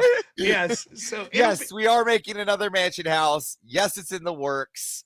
I know that there's going to be a bunch of people from Jake Rattlesnake TV's Discord that want to be involved this time too, since Mansion House was such a fucking Australians. The Australians are coming. It was such a like, so you have no idea. The Mansion House was such a massive success that like now the list, the short list that used to be like 8 of us is now like 800 of us. So we're having to kind of having to like, okay, how are we going to plan the mansion house this time? So is that information going to be in like the Discord? Yeah, I will always release it through the Discord and how to go about it. There will also be like links to how to get into the Discord that we open up for the mansion house crew. And then we always open it up. Then we open it up for the event. Rob was in it as well. He can tell you I open it up and I give people their channels. Yep. It's a very smooth process. And it's also a good place because when people take pictures of the event, they can all line them up. And we can also make a great video after. For those that haven't seen it, I think I did a pretty good job. Yes, it's very good. But we got a lot of callers. So, Nate, it was a pleasure talking. Rob, thanks for the time, guys. Have a good time to move on. Thank you. Thanks, Nate. I appreciate it, man. Oh, look at that. Everett's already bringing up the next Nate. That's all right. I was trying to remove the old Nate. You beat me. I didn't do it. Nate did it himself. FDNY, $5 says he had a car. I'm sure he could have done plenty of damage in daytime DC without that firearm, of course. And then Gabriel, thanks so much, says, greetings, Rob and everyone. How long are these live calls? Usually till 2:30 is usually when I go. So I try to do the show 2.5 to 3 hours. So normally I have a hard out because I have to leave at 2:30 to pick my son up from school. But he is up for Thanksgiving, so he's actually, I don't really have a hard out today. I'd like to be done by 3 o'clock at the latest so I can spend time with my wonderful son and wife today. All right, keep getting those super chats in. You guys are the best. Let's go next. From one Nate to the next, our friend How Long Nate. How you doing today, sir? Oh, muted. That's called pulling an Avarice, right? Yes. Now try it. Oh, it might have you picked up on the wrong mic. Richter99, your CB radio seems to be disconnected. CB radio disconnected, good sir. This is Trucker 9911 out. There it is. There we heard you. Good. I'm sorry if there's lag today, and I understand it'll be short. Okay. Is it muted? How's this? I hear you now. Oh, so is that? Are you able to hear me now? Yep. You can hear me? Yes. All right. I can't hear you for whatever reason. Anyway, oh yeah, just so much going on. Hey guys, want to thank everybody who donated to the Crucible's Thanksgiving reverse script. I know of 5 families personally who were helped out with that, and it was phenomenal. You guys made a lot of grown men cry the right way. So now, when it comes to word war, can you imagine me and Avarice at the same event together? That might have to happen. It may have to happen. I don't know. It depends on whether or not I can get a load out to New Jersey and be close enough for a 34-hour reset. Fingers crossed. Got it kind of in the works. Anyway, it's too late for me to request time off for that. No, Rob, this whole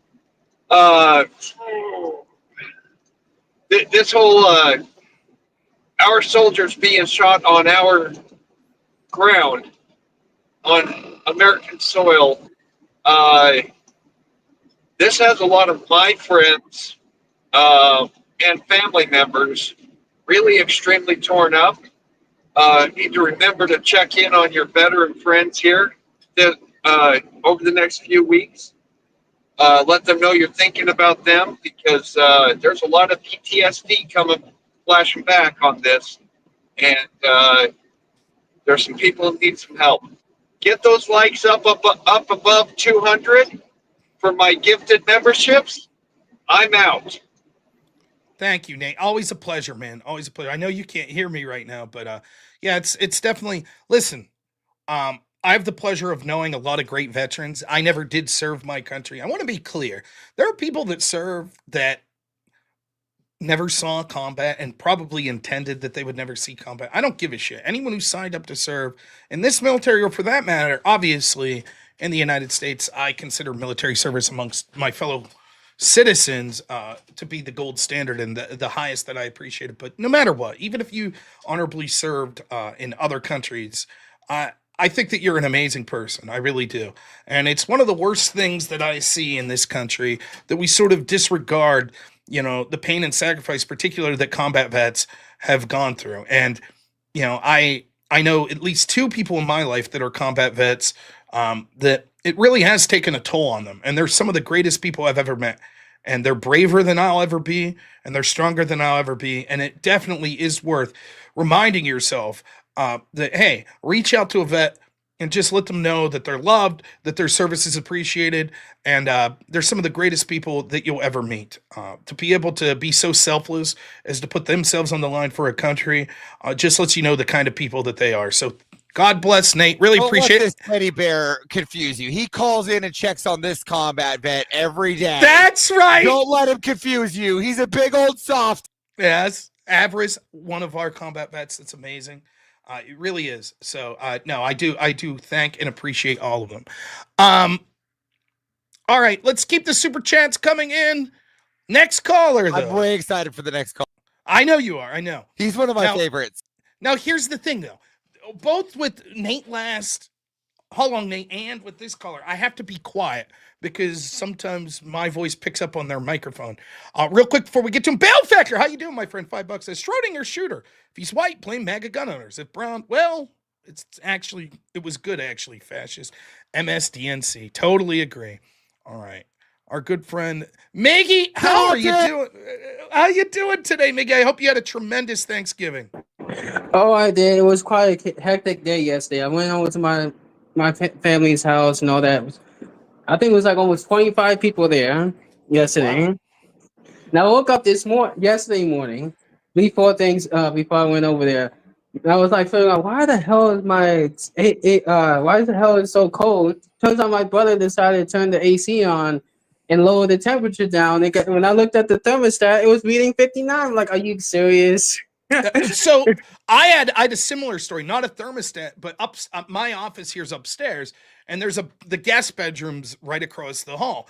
Well, a couple days ago, probably a week ago, I was on the phone with someone in that guest room, and I looked out the window and saw my neighbor. He's a really cool guy, but he himself is a vet. He's a fucking tough dude, right? Like, and he's wearing a suit and tie. I've never seen the dude like dressed up like this. So I open up the window. I was like, "Hey, where the fuck are you going?" And we had some humorous banter. I forgot to shut the window. So like last week, all week, I'm up here streaming. I'm like, why am I so fucking cold? It's just freezing up here. And then finally yesterday, I was like, where's this draft coming from? And I went in, and the window's wide fucking open with snow. Like I'm like, oh shit, that would be what's happening. Like a pleb from the lower 48. Man, that's right. That's right. Us soft people that don't like cold air. Like, so yes, I sympathize. I too have woken up to it being very cold. But 25 people, man. Was everyone able to be harmonious throughout the whole dinner?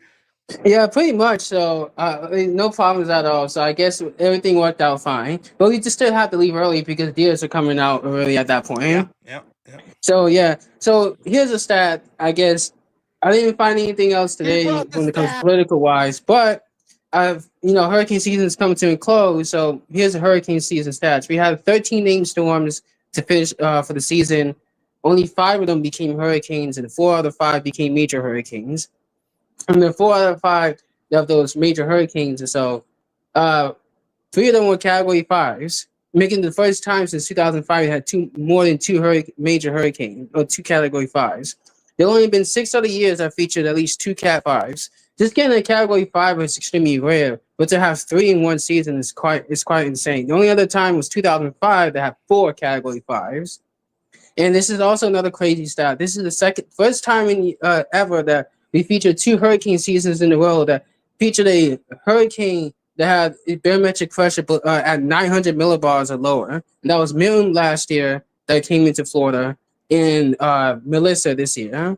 Both had 895, 892 respectively, which is extraordinarily powerful. They said it was so insanely low that about 13% of the ground of the ocean was actually forced upwards because of low pressure. It was elevated. So what does this mean for those of us that think that the climate change shit's bullshit? What do you think? Is these just sort of things that you could track as sort of being unique because of a general these hurricanes come in cycle. They haven't like warm cycles before. In fact, the worst warm cycle we ever had was actually the 1920s and 1930s, even more intense than what we have from the late 90s to the 2010s. The 1920s to 30s was absolutely the worst time to be like in the Caribbean or anywhere on the East Coast or Gulf Coast of the United States. That's crazy. Like you had the Okeechobee hurricane took the lives 4,000. You had the Cuba hurricane 1932 took 3,000 lives, and that was in November. Like these storms were basically just stat pattern kills like no other. And it was like multiple Category 5s, Category 4s, and they were extremely high end and landfall intensity. It was pretty rough time. The other rough time I said was like the 1870s to the 1890s. That was another worst time to be in. But 2000 from the late 90s to 2000s was pretty high, but not as crazy as the 1920s and 30s. But we do go in up and down cycles, because after the 60s there was a downward cycle for the 70s and 80s, and then the Atlantic reawakened in the 1990s. But we kind of have a little bit of a break from 2013 to 2015, and then we have a 10-year cycle that's up with high amounts of activity, like 2016 all the way to this year. But we're probably going to be seeing a downward trend again. It's looking like a downward trend for hurricane activity, but we might have an upward trend in tornado activity though, because there's an anomaly in the North Pacific, east of Japan. They call the MPO, and it's very warm, and that usually helps create ridging over Alaska, and like more colder troughing over the mountains, the Rocky Mountains, which basically makes the Midwest prime for tornado activity.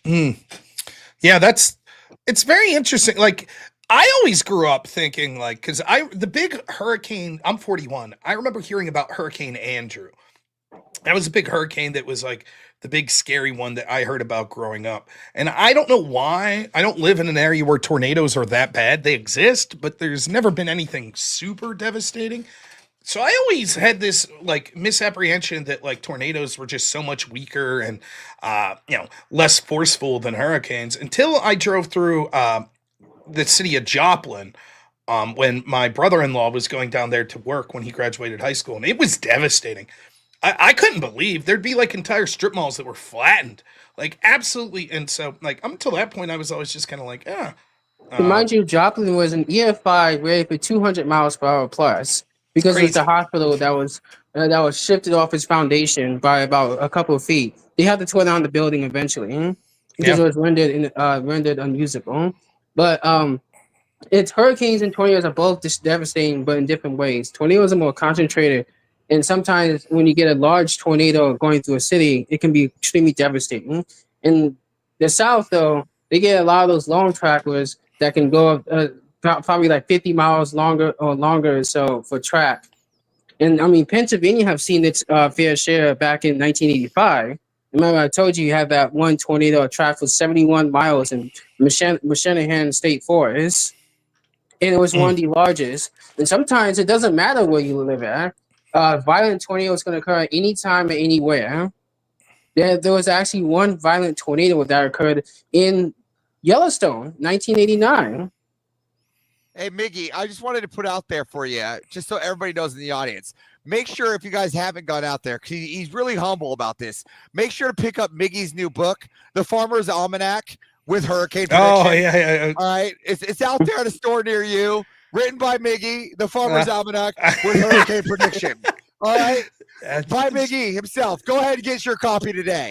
Yeah, very good. Very But good. that's funny though, because farmers do use tracking the weather as well, because they depend on that for their planting season. In fact, when it comes to the hurricane season forecast, we look to Australia's biometeorology, because they track the ENSO patterns, the pressure patterns in the Pacific, and the ENSO does affect a lot of all around the world. In fact, it's like a thermostat for the planet. So when it goes higher, you tend to have more unusual stuff to go on, like displacement of weather, of rain patterns, and so on. And it looks like this next year, 2026, we might have an El Nino, which, the El Nino means more quiet Atlantic, but more active Pacific for the entirety of the Pacific. And of course, an El Nino also means more rainfall for places like Australia and so on. And it's one of those, like, you have one example of a super El Nino that we had was 2015. That was pretty much the most craziest moment example of a super El Nino. Luckily, hopefully, we don't get that, because that was pretty terrible. Yeah. Also, I remember the SNL skit with. Well, Miggy, thanks so much. I'm glad to hear that your Thanksgiving went well and had a lot of people. And yeah, we'll be looking. One of the things I wanted to talk to you about, maybe coming up. I just read an interesting report about electricity prices going to go up in in Pennsylvania, in large part because of these like AI data centers. And it's very interesting to see the pivot that people have made with climate change, right? Where all of a sudden the people that were the most like sort of vocal about this, now they don't have much all to say, now that it's like, oh, by the way, we need massive amounts of fossil fuel energy to fund our data centers. So Yeah, that's another thing, because AI does pull a lot of power, and I mean, I don't know how much they charge for per kilowatt, but I know Hawaii has the highest cost for kilowatt energy, 35 cents per kilowatt, which is, I pay $80 for my electricity. Over there, for the same thing, will be almost $320. Yeah, Hawaii's the most You got the expensive stats state. on your electricity bill? do Well, I? No, I Mickey, don't you know got the about that. stats? Oh, man, you're the I stats looked at it guy. last time. It's been a while. I'll come back to that maybe sometime in the future, though. Maybe when the next You call, and I'll will. look back, because that is pretty crazy. AI is taking over. I was looking at, like, what Nick, for instance, was talking about when it comes to, like, they were planning to open up a drone factory from, I think it was Arendelle or something like that, in Ohio. I mean, and guess who's funding the campaign to open that factory? Vivek Ramaswamy. Like, it's all Yeah. connected, and I think it's something to look at, to be concerned about for when it comes to 2028. I got it. We're And gonna give Miguel a new title. He's gonna be the question. yeah, It's all connected. Don't you see the dots? No, one you're not big wrong picture. though. Yeah. yeah, because I have been I looking love at you, Miggy. the research that they've been talking about. Like, so, because it was a little strange for someone like the JD Vance that most of us never heard of to rise out of nowhere. Dude, So it makes you. you're my favorite call-in guest, Miggy. Just so you know, you're my favorite. But thank you. But yeah, as I said, that JD Vance makes me question a lot of things. Like, okay, where does this guy come from? Who funded him? Because running for Senate is expensive. It's expensive as hell. Just running for any office is extremely expensive. Yep, They it's make crazy. sure they have a high price range before you, so none of us can get into office. So I'm gonna let you guys go, though. All right, Miggy, it's Fantastic. appreciated, man. You have a good one, man. I'm glad to hear We your love you, Thanksgiving went well. Miggy. Not one step back. Thank you, Miggy. We appreciate it. All right. Oh, that's probably one of my favorites. You got two more callers on the back end there, big guy. I see. I got some super chats real quick. Our friend How Long Nate says 80 more likes to go before I gift some memberships. There you go. Get it up to, what is it, 200? You're never going to believe who just called in. I saw. Oh, my God. I saw. I can't wait. I'm coming up for that. You know that, right? That's fine. He Okay. won't mind. Yeah, I'm you know assuming that. he won't mind. That fat bastard and I have a one-on-one we got to deal with. Fat bastard. Oh, my goodness. And then John Smith, $5 says, awesome sings. We've never seen Rob and Batman in the same room, and we haven't been hit by a hurricane since the Gulf was renamed properly. Coincidence? That's true. Gulf of America, 0 hurricanes, baby. There's See? superiority. People are bitching about Trump. It's like, come on. Now, it's absurd to make that claim, but I'll guarantee that had there been more hurricanes this year, people would have been screaming it's Trump's fault because of fossil fuels, this, that, and the other. So it's always selective how they do this stuff. Pager, $2.79 says, avarice, laughing my ass off. And then How Long Nate, $5 says, get your likes in, get that $sign next to the chat box, and turn on your membership in preparation for gifted memberships. Oh! No, it clearly says get your lights in. He wants you to go hang Christmas lights. That's what it is. I did. When I finish my lights, I promise I'll take a picture. I'm amazed we got these things to hang on the window, and I hung one of them we did on the inside the window, and the other side of the house we did outside. My wife was like, it'll be fine inside the window. I was like, no, you won't seem as good. She said, if you put them on the outside there, here's what's going to happen. The wind's going to blow them all down, right? And of course, she was right. The wind blew all the ones I'm going to send you this little device, all right? You just plug it in, okay? You don't have to worry about it. And if your lights start flickering, don't worry. I'm just tuning it to music. Pass. All right, next caller. All right. What's happening, Catholic? How you doing? Can you hear me, sir? Testing. You hear me, Rob? You sound good, man. How's it going today? First-time caller, or first-time listener, long-time listener, first-time caller. I just got a quick question and a point to make, and then I'm going to step down and let somebody else come up. Excellent. No, I will not transition. Forget him. You're good. I'm sorry? No, that's fine. Avarice just chimed in. You're good. I'm so sorry. You're lagging real bad. I'll just step down. I'll call in some other time. No, sorry, it's not man. a question. Thank we you. want to hear the question. Take it easy. Wait, you're not lagging now. You could try now if you want. Okay, yeah, perfect. I hear you perfectly. Okay, so the first point is regarding the Afghan shooter that killed our National Guard. May they rest in peace and pray for the repose of their souls. So I think, if anything, the fact that they were vetted, he worked with the CIA. If anything, I think that kind of proves that even the ones that have been vetted, they're a potential threat. Yep.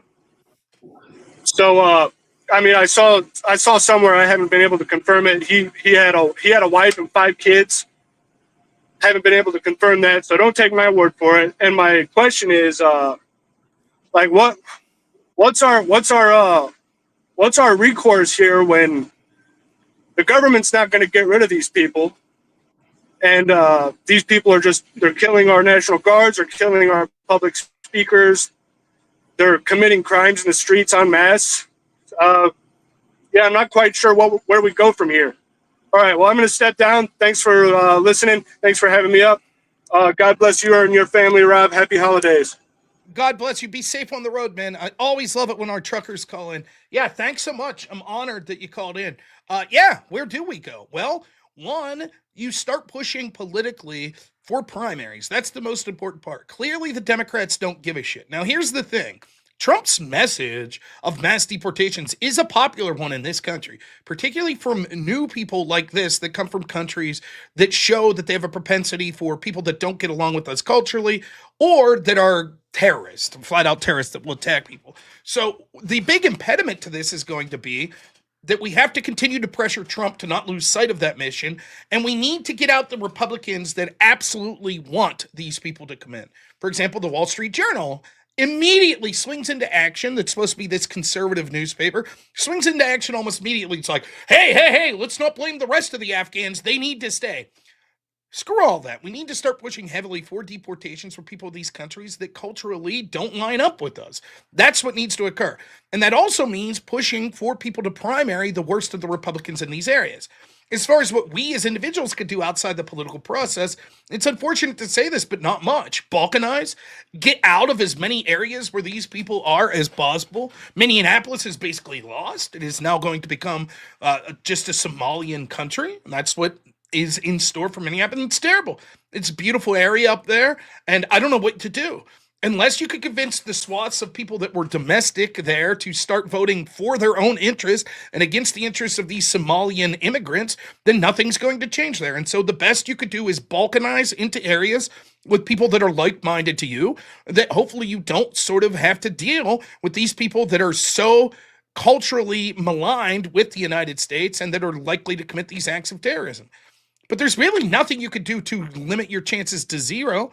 Once the cork has been lifted and these people have been left in, we can see that what's going to happen is that it's inevitable that these sort of things were going to occur. The process of being able to solve for this is a very long-term process. What you as an individual could do is go to church, have a family, have children, get into communities of like-minded people as best as possible, and get out of these Democrat-controlled cities where they're going to allow these people to come in and have a foothold.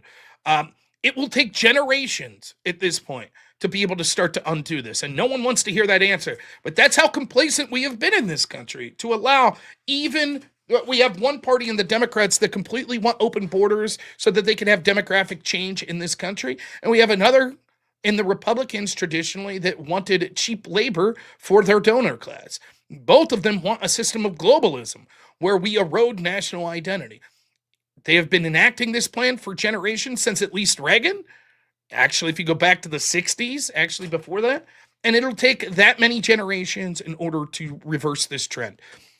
But what we could do as individuals right now is put pressure on our politicians as best we can and balkanize and get with like-minded people. So, Rob, for a question, just for you, when he's talking about getting no, pressure, I'm not going on Wick's channel to debate Destiny tonight.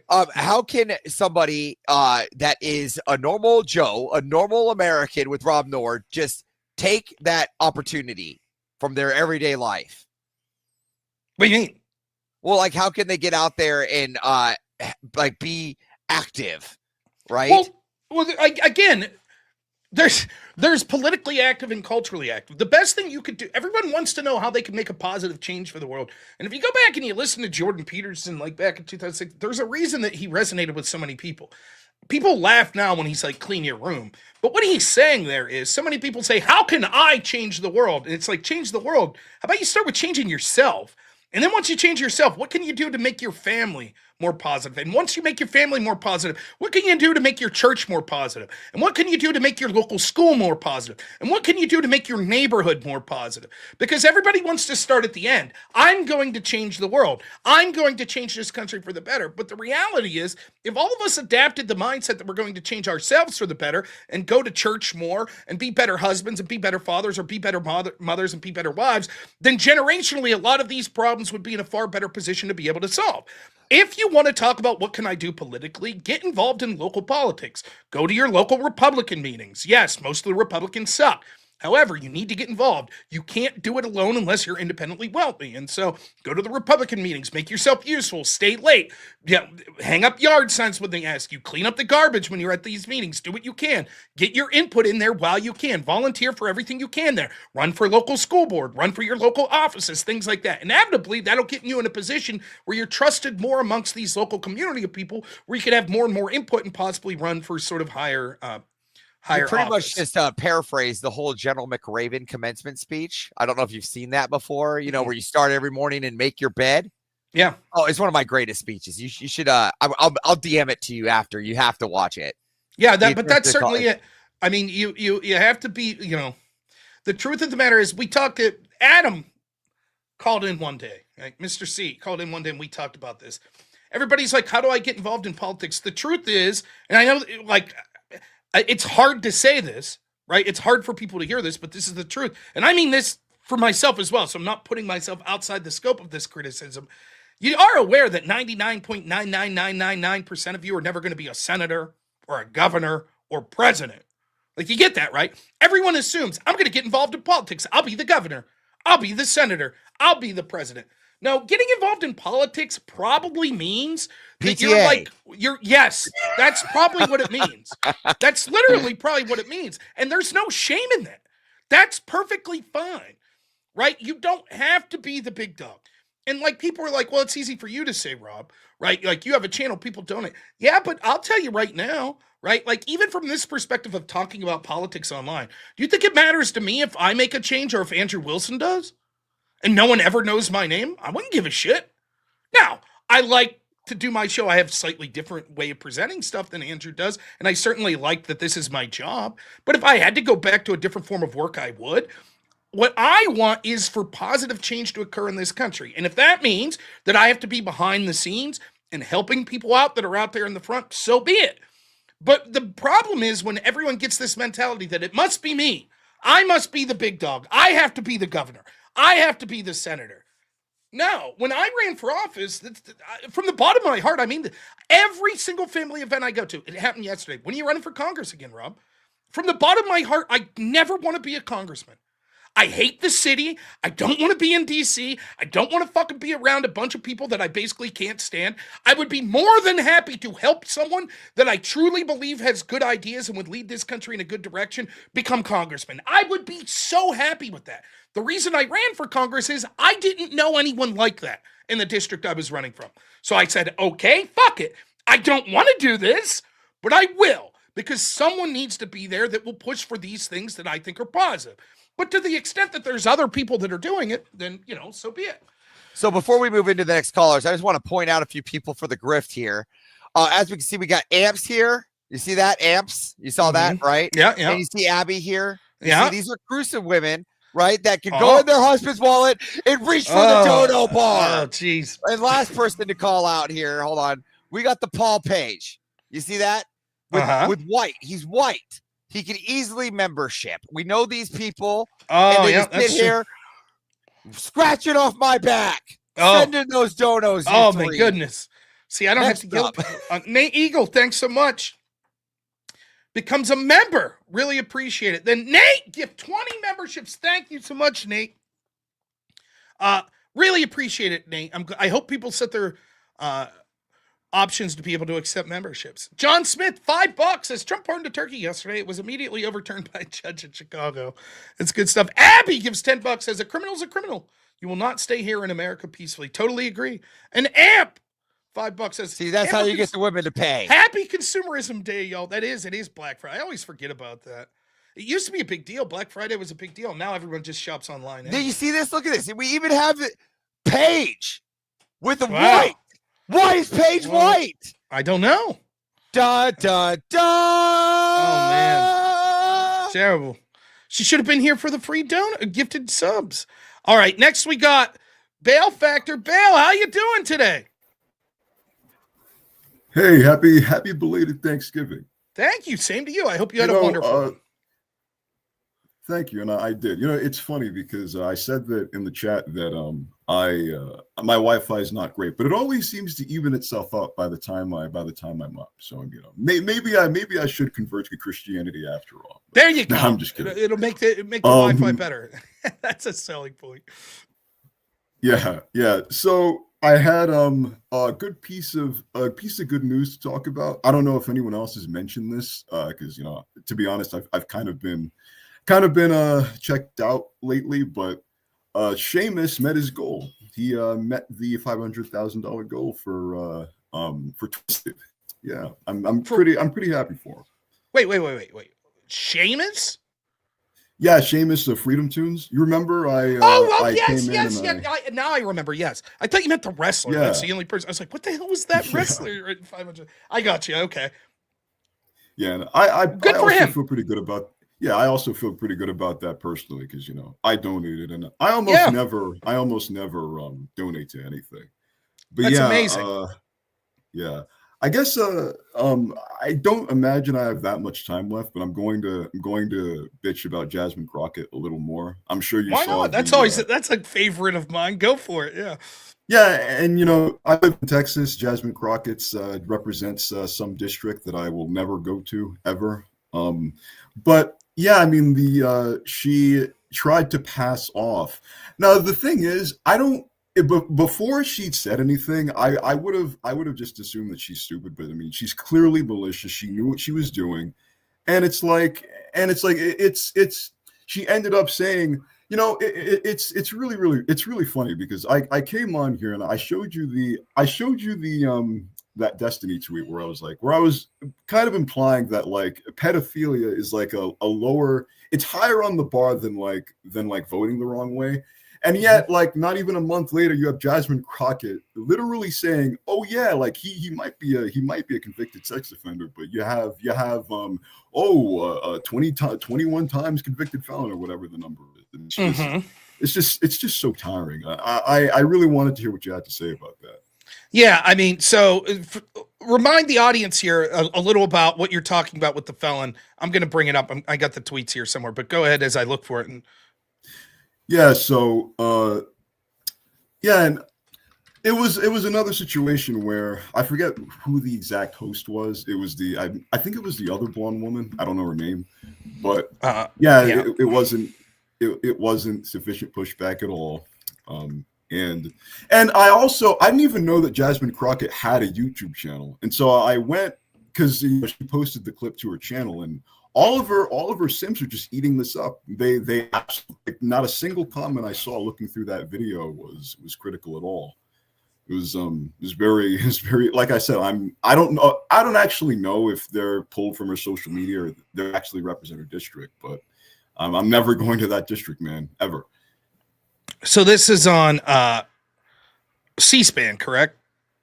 Yeah. It wasn't CNN. That's my bad. And then she goes on to The View, right? And basically what she's saying, I have the clip here somewhere. I can't find it. I thought I saved it, right? But she basically says, do you know of any immigrants that are roaming around your cities with 34 felony counts? Because that could be a danger to the community. That's what you're referencing, correct?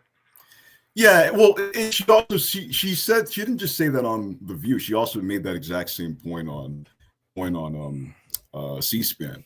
And I just find that point hilarious because it's like if they're an illegal immigrant, chances are you haven't found them, so how are you going to charge them? You know what I mean?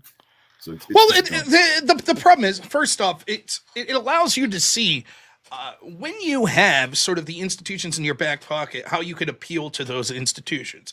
And so, for example, hypothetically, let's assume that there's a deep red area. Let's say that, in the heart of Alabama, and they convict fucking, Pete Buttigieg of a felony. And everyone's like, this is bullshit, but yet we would be able to say, Pete Buttigieg, felon. He's a felon. So he's a felon. Yeah. He's a felon, right? That's what matters. He's a felon. The Democrats would do an excellent job and be like, who gives a shit? This is bullshit. It was clearly bullshit. That's what happened. The 34 felony counts that came from the Alvin Bragg case in New York are a fucking joke. Basically, they created a law in a way that they have never gone after anybody, let alone a former president of the United States. They extended the statute of limitations in a misdemeanor that basically would have been a crime that you have to pay a fine for. For example, in the very same election in 2016, Hillary Clinton's team from the FEC was literally fined for the exact same thing that they ended up charging 34 felonies to Trump. And yet Alvin Bragg decided that he was not going to charge Hillary for the exact same crime in the exact same district in New York. And what that was falsifying records to withhold campaign expenditures. That's what happened. That's eventually what they got Trump. They had to rule that he committed a crime by falsifying records to affect the elections with committing an underlying crime, a 3-step process. They used that to extend the statute of limitations and call this a felony. Instead of charging it as one felony, they charged it 34 times, saying that the checks he sent or the documents that he signed, there were 34 times, and this was tantamount to 34 felonies. This is abject bullshit, and it's clearly done by someone in Alvin Bragg who had a political partisan axe to grind. Not only that, we can see that one of the top people at the DOJ actually resigned, which is almost unheard of, to go work for a lesser office to become the assistant in Alvin Bragg's tenure. Now, why does this matter? It's over with, right? No, because they will be able to say forever, no matter if the higher court officially reverses the decision, Donald Trump is a felon. Now, we all know this is bullshit. Simultaneously, they'll be able to use that and then say that, therefore, you shouldn't care about the legality of people that came into this country illegally. We even had the New York Times that were saying this week, they put out an article that was like 2 victims of the immigration system. One, a gentleman who had his identity stolen, right? And it cost him tens of thousands of dollars in potential taxes that he had to fight for years. And the other, the illegal who stole his identity, who had 3 DUIs, who violated deportation orders, and actually killed someone, a grandmother that was walking with their grandchild, or maybe it was grandfather, that was walking with the grandchild. Those people are equal victims. Now, why? How does this make sense? Well, look over here. Donald Trump's a felon. That's the game that's being played here. They rely on that appeal to authority. An official authoritative institution told us Donald Trump is a felon. That's all that matters. It doesn't matter that you can go through the details and be like, this is fucking stupid. We can see that this is bullshit. It does not matter. And so when Jasmine Crockett willfully plays into this, and this is what she'll do. This is what all the Democrats do. She's dumb, but she's able to parrot the talking points that they have, and this is something that the Democrats will eat up. They don't give a shit. This is why there was a full court blitz. The same people that were all for this full court blitz going after Trump that parrot this 34 felonies are the same people that are screaming and crying, oh my God, Trump's a fascist because he's trying to investigate his political opponents. They don't give a fuck. They are shameless. They don't give a shit. So the best thing you do is say, go fuck yourself. The word felon means nothing when you have a political process that's intentionally going after people for political reasons like they did to Donald Trump on charges that were abject bullshit. So yeah, and I don't imagine I have that much time left. And I did also want you to address the other part of this, which is the Epstein connection. So it's like it would appear to me that it's completely kind of blown up in their face. I don't. Do you think? And if that's the case, like, do you think? I don't think it was intentional on Trump's part. Like, I feel like he would have been more tactful if this kind of thing was planned. But yeah, I also wanted to hear your opinion on that, and then I can bounce. Epstein again. Well. There's a lot to say about it, so I've probably talked about this combined 7 hours. So let me make this succinct as possible in like 2 minutes. I don't think that Donald Trump personally molested anyone at Epstein's account. I think that he's someone that probably had an association with Epstein at one point and then saw the bad things about Epstein and decided he no longer wanted to be part of it. Simultaneously, I think what happened was you saw a lot of powerful people that were connected to Epstein. Whether or not he was intentionally put forth by United States intelligence or intelligence from foreign countries, I think what happened was that evidence, if it did exist at one point, would probably have been deleted since Epstein was arrested in 2008. Do we really believe that the FBI was instrumental in telling Jeffrey Epstein that he should intentionally film people as he set them up with a honeypot of underage hookers, then film it, which would implicate our FBI, but the FBI said on that evidence... Wait, sorry, real quick. I thought you... So I was asking more about the Democrat who was taking direct orders from Jeffrey Epstein. So you're talking about, what's her name? Why can't I think of her name right? Haskett, not Crockett, but Haskett. Yeah, I mean, here's the point. Did it blow up in their face? No. Yes, but no. Yes, to any objective person. But we're just beginning. Right? The Democrats know that. This is the important thing to remember. Yes, Jasmine Crockett herself said that there were connections to Jeffrey Epstein. It turns out that was someone else whose name happens to be Jeffrey Epstein. She looks like a fucking fool. Jeffrey Epstein was like dead also, by the way. So it couldn't have been him.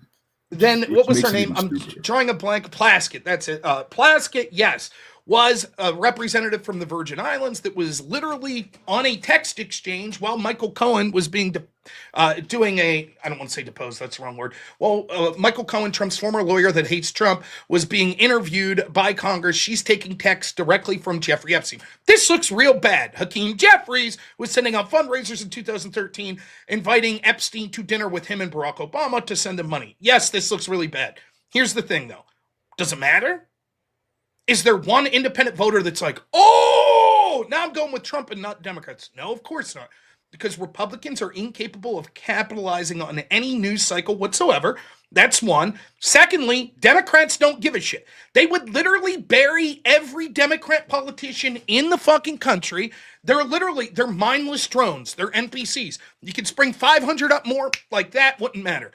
Doesn't matter. Right? So if it means taking down 500 Democrats to take down Donald Trump, they will. So do they give a shit that Hakeem Jeffries looks stupid? Nope. Do they give a shit that Plaskett looks dumb? Nope. Do they give a shit that Crockett looks dumb? Nope. They don't give a fuck. They'll still keep pushing. And the problem is, the nature of these files is that there's going to be, at some point, a document that we haven't seen yet that will say Trump, and then there'll be some words, and then it'll say Epstein, and they'll go, aha! That's it. So has this backfired on Democrat? I don't know. Can someone show me? Do you feel like that? Are there a bunch of people in this country that all of a sudden were like, you know what? I was pissed. I was a Trump supporter, and I was pissed about his handling of the Epstein files. But now that I see Hakeem Jeffries' name was named, now all of a sudden I'm all in on Trump because Democrats are actually more... No, I don't think it has any change. And you could say, well, it could. Shouldn't Republicans be out there every day talking about Plaskett? Shouldn't they be out there talking about Hakeem Jeffries? I suppose they should be, but they're not. And so it's not going to have any change. And so do you think that it blew up in the sense they're like, oh, they learned their lesson? Now they'll stop talking about No, Trump Epstein? no. Of course not. Of course not. Nothing has changed. Nothing whatsoever. I don't think the needle's moved probably for even one person. I think that you could literally see it come out and be like Barack Obama and Jeffrey Epstein and Bill Clinton and Hillary Clinton and Kamala Harris. Here they all are on video molesting an underager. And people would say, so Trump? What about Trump? Well, we're not voting for Bill Clinton again. We're not voting for Hillary Clinton again. We're not voting for Kamala again. We don't give a shit. And I mean, that's literally where we're at this point. So I don't know. Yeah. You know, did it blow up in their face that these individual Democrats look like fucking goofs? Sure. For like one day. But I guarantee, I already forgot Plaskett's name. Even me, someone who follows this, 2 months from now, we're going to be talking about some news cycle and someone's going to be like, remember Plaskett? And I'm going to be like, yeah, that name sounds familiar. What was that?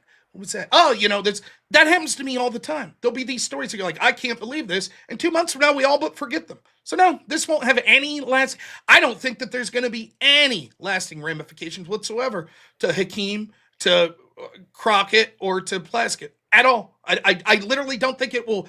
I don't think it'll hurt them in a primary. I don't think that it'll become national news. If it happens and it's already means as little as it does now, what's the chances that it's going to matter, 12 months from now in an election? It's not going to matter at all. So that's my feelings on it. So did it blow up in their face? No, not really. I mean, the damage has already been done based on what Trump said about the Epstein files. It's all Democrat hoax, and I don't want the people that still think this is an issue to support me. That's it. There's nothing that could be shown that will change this. That damage has occurred. And so it's all on Trump. He fucked it up. If Trump would have just released the files in the first place, or if he would have had a better explanation for the non-release of the files, then we'd be having a different conversation. But he did this. It's a self-inflicted wound. And the idea that's like, look, there are some Democrats that are implicated in some way. Of course, we all knew that. And it makes these individual ones look stupid, and people like me and you that would have never voted for him in the first place go, look how bad they look. And yet the average voter isn't going to give a shit. So. Yeah, well, thank you for the explanation, Robin. No problem, Bill. It's always a pleasure to talk to you, man. Yep, I love being a guest. Thank you so much, man.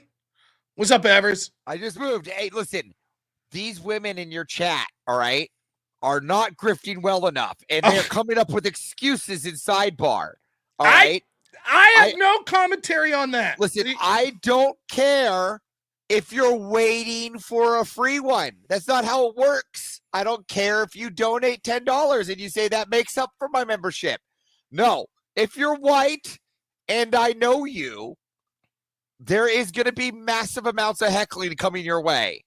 If I see your name in white, you know who I'm talking to. The heckling has already began. Listen, that sounds like every black comedian I've ever heard. If you're white and I know your name, there's massive amounts of heckling coming your way. Yeah, I demand my reparations from these whiteys. Yes. Uh-huh. Yeah. Well, there you go. You heard it straight from Avers. Yeah, right there. See, female debater right there. White name. See that? Look at that. Oh, nice. Nice. I don't have a husband to take money from, good sir. Look at it. You see that's coping mechanisms, right? Good thing we have a new product coming out. It's called Only Rob. All right, you'll be able to post right there on Only Rob's. No.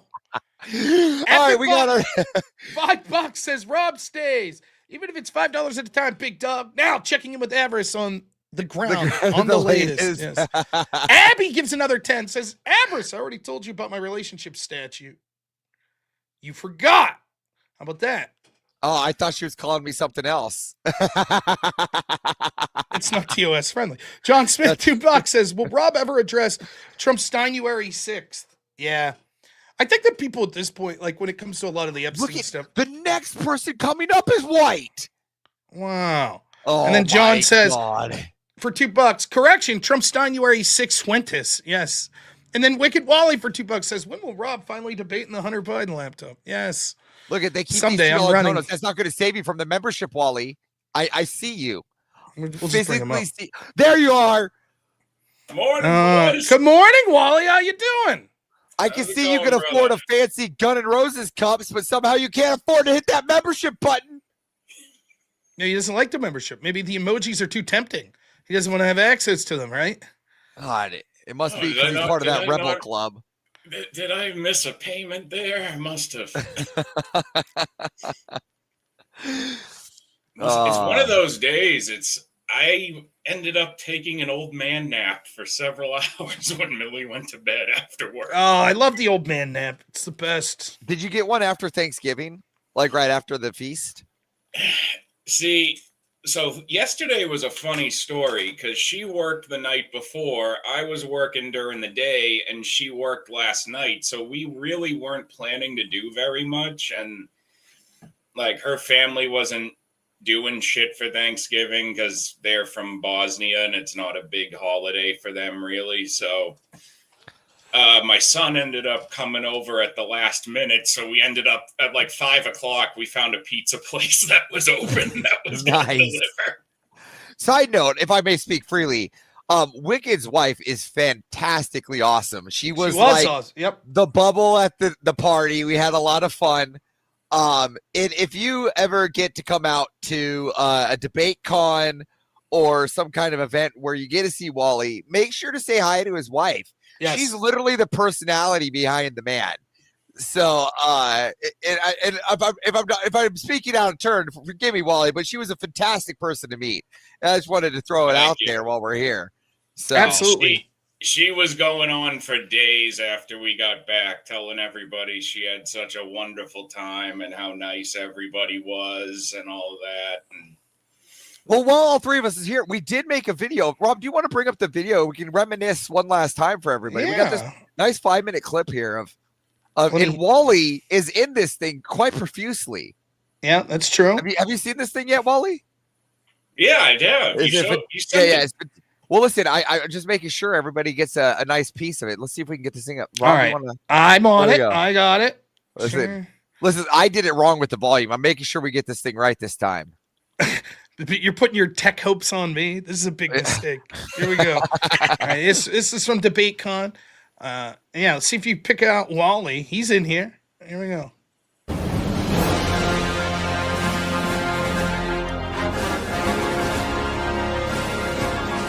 Welcome, citizens of the Crucible, to the Grand Invasion.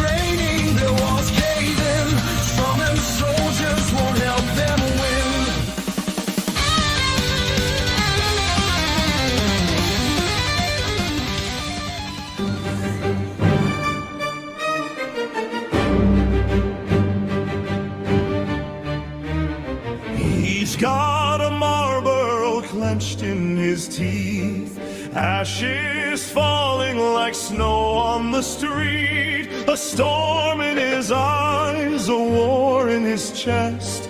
He plays his cards and burns the rest. Smoky Man bad, they cry, they shout. Smoky Man bad, but he snuffs them out with a flick of his wrist, a puff of his plan. He laughs through the hay. Smoky Man bad. I'll do it. I'll do it. Look at Wally right there. There he is. Don't do it. No, don't do it. We do it. Because we're true to it. Because we're true to it. Crucible Crew. Crucible Crew. Not one step back.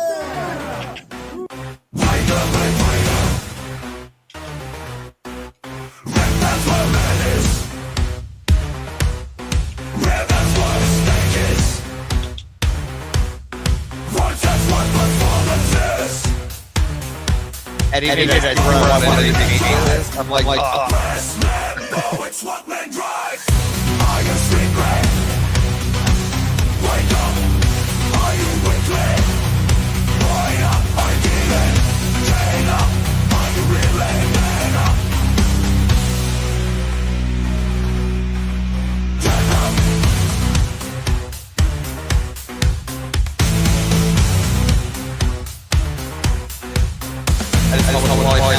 my watch, it's real. Look at my life, her tits are fake. I might cause, I might call you. Look at my tummy, no homo, bro. Hello, it's one man drive. Are you sleeping? Are you sleeping? Wake up, are you wiggling? Wake up, are you kneeling? Stand up, are you really man up? Look at my watch, it's real. Wake up, are you wiggling? Wake up, are you kneeling? Stand up, are you wiggling? Man up. I was in prison, shot collar. Have you been to prison, now baller? Did I mention I was in prison? I do, hold up, hold up. Are you sleeping? Wake up, are you wiggling? You are a disgusting, ridiculous individual. Get the fuck out of this hotel. No, you can't go back there. You're done with that there. I am kicking you out. You are banned.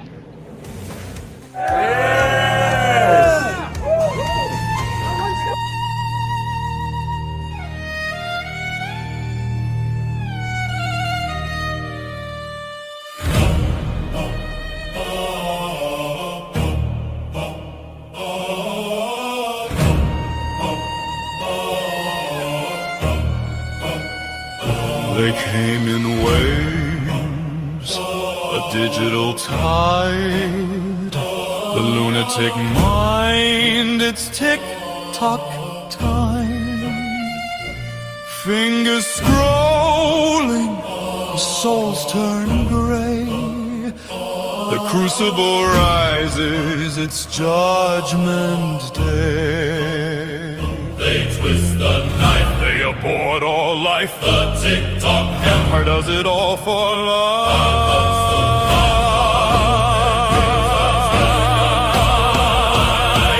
Not one step back, we hold the line. Total victory, it's invasion time. The battle cries, the signal's clear. We'll fight this fight, make all of tick-tock fear. Oh, snap. I even saw Wally's misses in there from the aerial view. She was out of the group shot that we took Sunday night because we made the strategic decision that for those brief moments you all cleared away from the bar, she was going to get me a bunch of drinks without any interruption. Nice. Smart. That's very smart. Yeah, I saw someone say who was kicked out. It was just some guy. I don't even know if we know who that guy was. But he wasn't on our Discord chat or anything. It was that ratty looking guy that I only saw that morning in the System of a Down hoodie. Yeah. He waited in line for the Ask Me Anything for Craig and then got to the microphone and hurled a homophobic slur at Craig. And Craig, who was one of the people that was running the show, was like, okay, you're fucking out. That's that. And so out the guy went. He got security, threw him on his ass, and that was that. One of two people. I assumed that the woman there who had questioned Rachel during the Q&A, I thought she must have come out for like the 5v1 with Rachel if Rachel was doing any of that. Because I don't know. We didn't have VIP tickets. Yeah, me neither. Which was funny. Because like everyone I was there with was like, oh, we're going back to this event. And I was like, I'm not allowed Wait, back there was tickets? Yes, right. You were supposed to have a ticket, right? Somehow. Oh. Yeah. I literally just walked through every time. Well, I kept getting stomped. Zach Someone Gelpy, stole $10 my ticket. says old man naps are the best. Totally They are. agree. Zach Gelpy, everybody. Yeah. Zach Gelpy. Yeah, Zach. Our friend Nate gives 5 memberships. Thank you again, man. And then Abby gives another 10. Says status, not statue. Auto. Paige, there was 3 kickouts. See, she said, Avarice, I already told you about my relationship Yeah, status. we already got that one. We already got that one. Yes.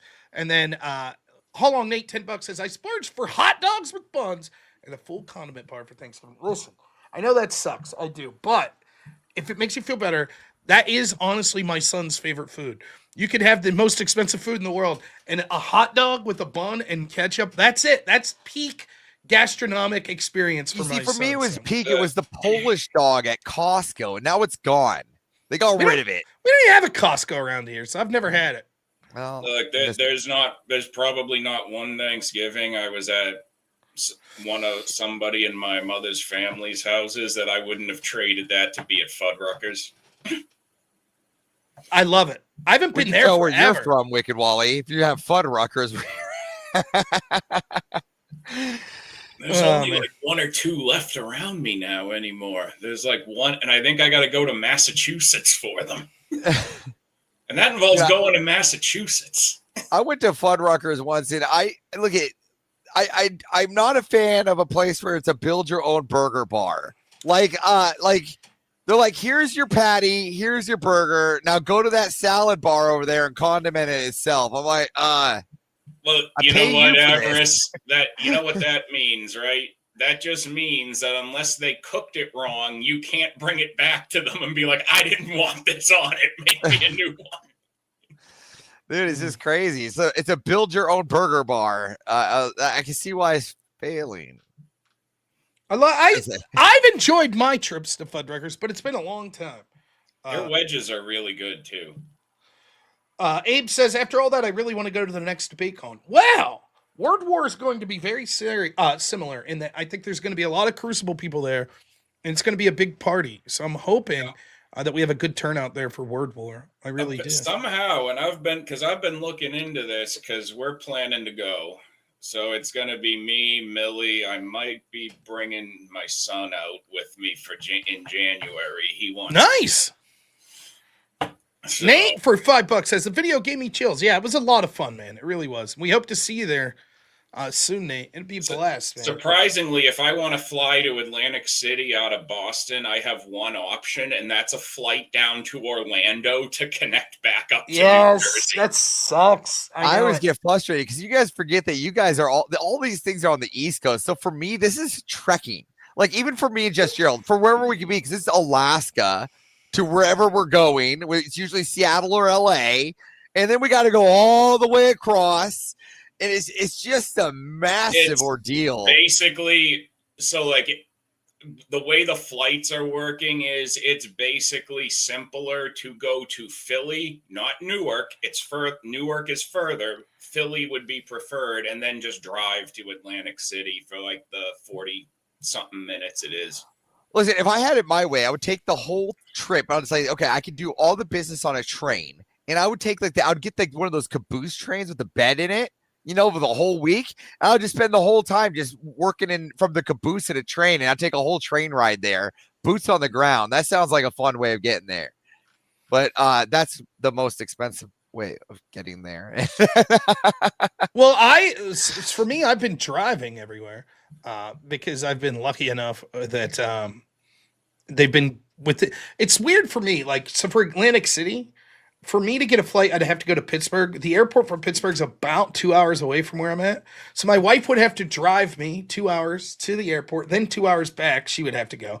Then when I land, I'd have to land in Philly, right? Then from Philly, I'd have to get an Uber or rent a car to drive the remaining like 20 minutes or whatever to Atlantic City. Then my wife would have to drive 2 hours back to the airport to pick me up, then pick me up and a 2 hour drive back home. So all in all, it'd be 4 hours of driving for my wife. Plus, then whatever the added time would be for me landing in Philly. So there is no landing in Atlantic City? We can't just land? Oh, my God. At least I know this. When I was out there last, Andrew flew in, and I had to pick him up at the Philly airport. So I don't think there is. Because I don't travel with ID. So like there's that situation. Well, there you go. I think when they did, because I know when they did DebateCon back in February, it was in Newark. It wasn't in Atlantic City.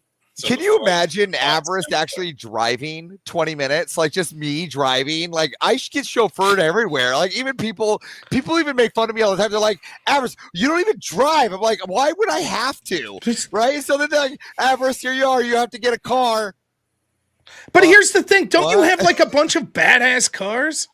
Yeah, but I don't drive them. They just kind of sit in the showroom. Just sit there. It's just like, yeah. Well, like one's in a showroom. right? And that gets rented out, and I actually make money off of that one, and the other one just sits in a garage. I don't know if that's going to make people happy or angry. I stare at it with a chair and my beer. Oh man. Well, it's actually looking like I'm pretty back in the game now. I actually have 2 debates coming up now, Rob. Oh no shit! What are you debating? Well, Kel had to reschedule the one that was planned, so that is now, as of right now, that is going down on Wednesday the 17th. Wait. So you're debating? Wait, hold on. I just need to take what I. So are you saying that you're debating kinetic Kel? Yes. Do you use some Adderall, ADHD, calming medicine, weed? Like, what do you need? Because that girl is a schizo. Well, you don't even know the prompt that she's debating me on, Avarice. Dude, I couldn't. So listen, I've watched, while Andrew was on those, I've watched those Tom.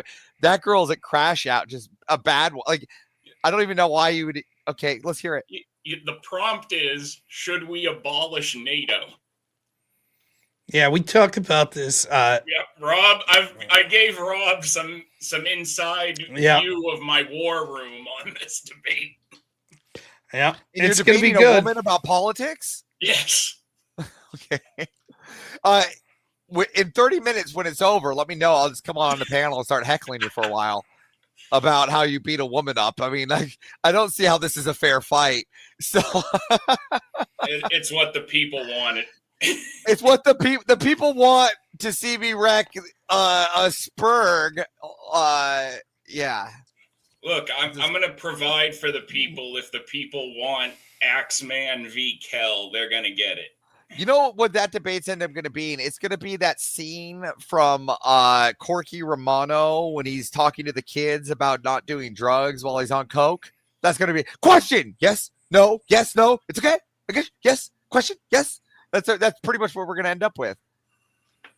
So. It'll be fun. It's going to be such a horror show, Avarice. I'm going to be calling that production of mine the Kellraiser. Oh, are you going to have? So are you? What's the box? The lament configuration? You gonna have? Yes. Did I get that right? You know, I've always wanted a replica of that thing for all my other collectibles. It stuns me. It's one of those things I don't have. I would assume they sell those. Right? Yeah, they do. Oh, for sure they do. Yeah, absolutely. They even have really good replica ones that actually move that are hundreds of dollars. It's one of those things that it's like, yeah, I could get one.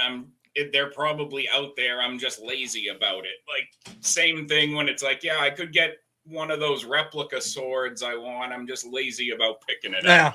Now, when you say you're... Oh, go ahead. No, I was going to say, I thoroughly enjoy the first Hellraiser. This is a really good movie. The guy that's... I did some digging into the actor that plays like the husband that kind of gets screwed over in that movie. Yeah. He plays, what's the guy's name? Scorpio in the original Dirty Harry. Like he's the villain in Dirty Harry. The guy's always like this creepy ass dude. And I did some research. He's apparently like the nicest guy in the world. Well, they always are. Like Hodder. Like, have you heard of James Hodder or whatever? Yeah, that does Friday Jason. the 13th. Yeah. He's apparently like the horror movie's nice guy, right? He's the Henry Winkler of the horror genre. Yeah. Kane Hodder, is that his real name? Kane Hodder, Kane Hodder. Yeah. I've never met him myself, but like everybody has said he's always cool, and he's actually like he's one of them who is well known as, I guess he's one of the horror actors who's like a loud and proud juggalo. Oh, who's that? Kane Hodder? Yes. Oh, really? Could you imagine? You're like, oh, it's fucking lame jugglers, blah, blah, blah. And then standing behind you is like 6'8", like Jason. It's like, oh, my bad. I'm sorry. I didn't mean to. Another guy who was actually huge friends with ICP back in the day was the wrestler there, Sabu. Yes. ICP has their own wrestling federation. Yep. I've seen it. I saw. I was at some of it actually back in February. I took my son to see them. They had a weekend event in Massachusetts. We went there for the whole thing. Now, when you say that you're coming back, does that mean that you're going to be streaming more too, Wicked Wally? Are we going to be able to see you more live on the stream? Yeah, I'm going to be So I have the other debate is going to be the Wednesday before that. That's on the 10th. I'm going to be taking up the banner of defending the Electoral College against a fella named Bass Guitar. Oh yeah, I know him. And I've had that exact debate with him years ago. I forgot that I had that debate, but then he debated Andrew. He's one of the people that debated Andrew at the 5-on-1 in Hammond, the modern day debate thing. And he came up to me. He's like, "Oh, you remember I had this debate with you on the Electoral College?" I was like, "Oh shit, no, I don't remember." Well, good. You got pre notes for Wally. Send him his way. I'll have to find the video, but I'm assuming it exists. That would be a huge help. Yeah. At least, and now it's that, I mean, it's insight enough. It's like, at least now I know, if nothing else, I'm like, well, okay, he's had this argument before. Yeah. Yeah, he's definitely been having that debate for many years. I wonder, are you doing that in Speakeasy's channel? Yeah, those are both going to be on Easy's channel. I forgot to dude, I'm so bad. Those of you that messaged me, I promise I will get back to you. I'm going to do that by Monday. Speakeasy messaged me and was like, would you be interested in doing an Electoral College debate on my channel? And I totally forgot. I'm glad I didn't respond now, because if it was just going to be a repeat. You were going to be in my spot. There you go. Well, you're going to do just fine. So, dude, I'm waiting for that DM one day, because I don't know if you know, but have you heard of JS Urban Adventure? I call him Homeless Man. Yes, I know. So yeah. So I've been hopping into his Discord every morning and just lighting it up like crazy. Like lighting it up like crazy. And so I have so far I'm like 5-0 winning in DC debates. Like nobody's come close. So I'm waiting for Speakeasy I'm waiting for that DM from Speakeasy going, we have a contender. I'm like, okay, man. So I'm just waiting, because nobody there. I've yet to come. I relish anybody in chat. There's 151 of you right now on YouTube. You have DC knowledge. You want to try to come up and compete. You have any contentional stance that you want to take. I will take the opposite for fun. I will be the contrarian. Let's do it. Come on in the Discord and let's have some fun. F it button $5 says, finally, I disagree with Rob on something. Mustard over ketchup on wieners. Mustard is king. Now back to Avarice on the ground for why ketchup is. Now listen, I personally, I don't know, on if I had to choose one, or I like my go-to for condiments for hot dog is onion, ketchup, mustard. That's how I like mine. So now, for me, it's cream cheese, onion, mustard. See, now I was just gonna say, if you start to get into the world where we can accept like nacho cheese and jalapenos and chili. Yeah, okay. There's combinations of that I enjoy more. There used to be a shop in town here ran by Eddie. We called it Eddie Dogs. It was just a hot dog house. And they would have nacho cheese. Then he'd take regular Doritos and crush them up and put them on. They called them an Eddie dog. They were great. I'm Alaskan. Our hot dogs, just so we know, our hot dogs were caribou dogs, all right? They were like reindeer sausage, all right? And they're the best, all right? Yeah. You put some cream cheese on that, and they're fantastic, all right? But I'm just talking regular condiments. For me, it's like onions, ketchup, mustard. That's the key. I thoroughly enjoy that. My son, though, is a ketchup only man. My son wouldn't be caught dead with mustard on anything. Also not a cheese fan. The only thing he'll eat cheese on is pizza. So if you get him a hamburger and there's cheese on it, forget it. There's no, that's Dude, it. My wife's the pickiest eater. So what I do is, so this has been a long, so you know, when you're like me, I married young, right? I got a really good hot one, right? And so, but they come with a lot of crazy, right? And this one happens to be the food crazy. She won't eat vegetables, right? She never ate vegetables before. But before me, she never ate chicken. All right. So let's go perspective. But now I have her eating food. And the big one is stuffed pork chop, which is one she loves. So what I do is I finally dice onions, broccoli, and celery, and I stuff it into the pork chop, into a stuffed pork chop with the cream cheese. So I've been hiding vegetables in my wife's food for going on a year now. It's funny. That's really funny. Go ahead, Wally. To your other question there, Avarice. Yeah, I'm trying to get, now that I got another monitor set up that was fixing a lot of my screen share issues for my games, because I had gotten an ultra wide, and I think that was throttling that was like doing something to the stream, because it was forcing me to like stream the games ultra wide. No, I know how that works. I did that with. I remember that first curve one that came out. That was that ultra wide 99. That thing I thought was going to be amazing for streaming because I'll be able to window these things. It ended up being a fucking disaster. I ended up returning so now it. now I've got a non ultra wide curved like 32 that I'm gonna game on as well. So I got I showed you that. I showed you like the triple setup there with my red lantern fire. Yeah, I saw the red, dude. That'd be hilarious if you actually start using. So I'm actually working on the back end. I will we'll start removing the back end so you guys can have more visuals here as I go. And remember, I usually stream games, so it's not usually me. It's just my games. So it's not like I'm used to being in the back. But like a lot of people out there, I'm not gonna hide behind a screen when it comes to talking right here on the Rob Noerr Show. I'm not going to hide my political agenda in front of anybody. Rob is a great mentor and brother and someone I can call a friend. And he, if he's willing to come out and talk, I'm going to be here right next to his side, visually up here for everybody else to see too. Because if he's going down, I'm going down with him. The next statement I want to say, I saw it here and I just missed it. It was to Mrs. Speakeasy. Look at Miss Speakeasy. I hear you. DM. I'm really bad at DMs. I usually have to respond to DMs. I'm right now, just to give you an idea. I have 3,848 DMs I've yet to respond to. So just to give you an idea of how backed up and I 95% of them are just Wally. What's up, douchebag? How you doing? Yeah. So I should be flattered then. Yesterday you got back to me right away. Yeah. Well, so certain people I keep on. So there's people I consider in family, and I put into a family group of people. So like Wally's in there, Rob's in there. Anybody from DebateCon that I've literally called my family from. So if you're from DebateCon and I called you family, you're in a special group of replying. So there you go. I really keep that to heart. Everybody should know that by now. This is Listen, family to me. Nate's gonna give you shit here though. He's $5. Thank you, Nate. Says neglect of an automobile, no matter how expensive. Just staring, it's not neglect. One's in a showroom that gets well taken care of, Hall Nate, and the other one it gets turned on and looked at, and I have a mechanic that comes in and adds new features to it because I'm eccentric. So yeah. Let's see. Yes, Avarice, I will be trying to stream today. Awesome. What Zach Kelpie, $10. The only hot dogs that's any good is Costco hot dogs. Other than that, burger all the way. Again, I've never had a Costco dog. It was a Polish dog. It's no more. Again, it was the Polish dog. They got rid of it. Now it's just hot dog, and I'm a little salty. You're pissed up. F it button $5 says my fight's no longer with you, bro. With mustard being king and ketchup number 2. Avarice, did you just say cream cheese on a damn wiener? This is war. Cream cheese wiener.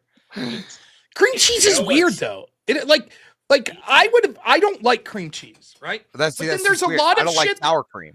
When you put I'm the same with sour cream. But then I had these jalapeno poppers yesterday, cream cheese, amazing. It's like if you put the right things around cream cheese, it could be excellent. I'm not saying a hot dog's one. I've never tried that, and I don't. No, but a Polish dog. That's what okay. Polish dog. They're more spicy. It's just like you put cream cheese in a pork chop, right? You stuff a pork chop with cream cheese. Well, there you go. Like plain cream cheese. They lose me when they start taking cream cheese and start filling it up with like chunks of crap to give it flavoring. Now let's see. A couple more. Nate for $10 says I normally just get 2 dogs playing, no bun, put them in the tornado sleeve, and that's it. Oh, he meant playing, not playing. The 2 hot dogs playing would be kind of interesting. What's a tornado sleeve? Is it just like the tortilla? Maybe a tortilla. Is that a tortilla? Gabriel, what's up? $10 says written debate request. Would you be interested and available, Rob, to officially debate me about the USA and Christian nationalism? When and where? Word war debate. My ex-account is failing to send messages. Sure, I don't do a lot of Christian nationalism debates, but I suppose I would do it. Word war? No. Neither of us are big enough to be on the stage at Word War. I say that about myself included. When and where? I don't know. Find a moderator or something. I'd be happy to do it. But sure, I guess I've had a lot of people request that. It's aggravating because I've talked at great length why I don't want to debate Christianity, because I feel that I'm a weak Christian and I don't want to blaspheme. And yet that is the one topic that everybody's like debate Christianity, Christian nationalism, Christianity, Christian nationalism. I don't know why over it's and such a over. hot topic because I'm honestly, and I'm not even on it because I get that it's an important message, right? But I'm just tired of the debate on it. You know what I mean? I want to see, like we talked about this on the homeless man's channel. We talked about this, like what actually brings in the crowd, and most of the time it's the ones that people can actually engage and actually understand too. And there's some like, you know, one that brought in a fun crowd was what should the video game of the year be? And that was a debate, and it went on for a while. But the donos were amazing on it, you know. So I sometimes it is nice to have something different other than. Well, I think that like James at level. Modern Day Debate asked me, "Would you be willing to do these debates?" I haven't responded to him. I'm like, Then that what was his name? That debate I did with Godless Engineer. What was that guy? It was like Mega Bloodsport debate. He was like, "Will you do a debate on my channel?" Sure. Okay, Christianity. And I'm like, I don't really do religious debates. Well, basically, I already told him I'd do a debate, and he's like, all we do is religion. So I'm like, okay. So I did that debate. But there are an awful lot. There is an awful, like, I'm honored that people want to hear my input in debates, but it's like, I feel like that's a debate that's happened, I'm no joke, 1,000 times recently just online. I mean, you could probably tune into Modern Day Debate 4 or 5 times a week and hear Christianity or Christian nationalism versus secularism. And it's like, yeah, sure, I don't mind putting my spin on it, but I would do it just because you generously asked. I just it'll be up to you to find the platform and all that stuff. I would do it. So if you find a moderator in a channel that wants to do it, sure, I would do it. But it's, you know, for me, it's not something I don't like. Like I just debated Godless Engineer on it, which maybe you saw that and that's why you want to debate me, which is fine.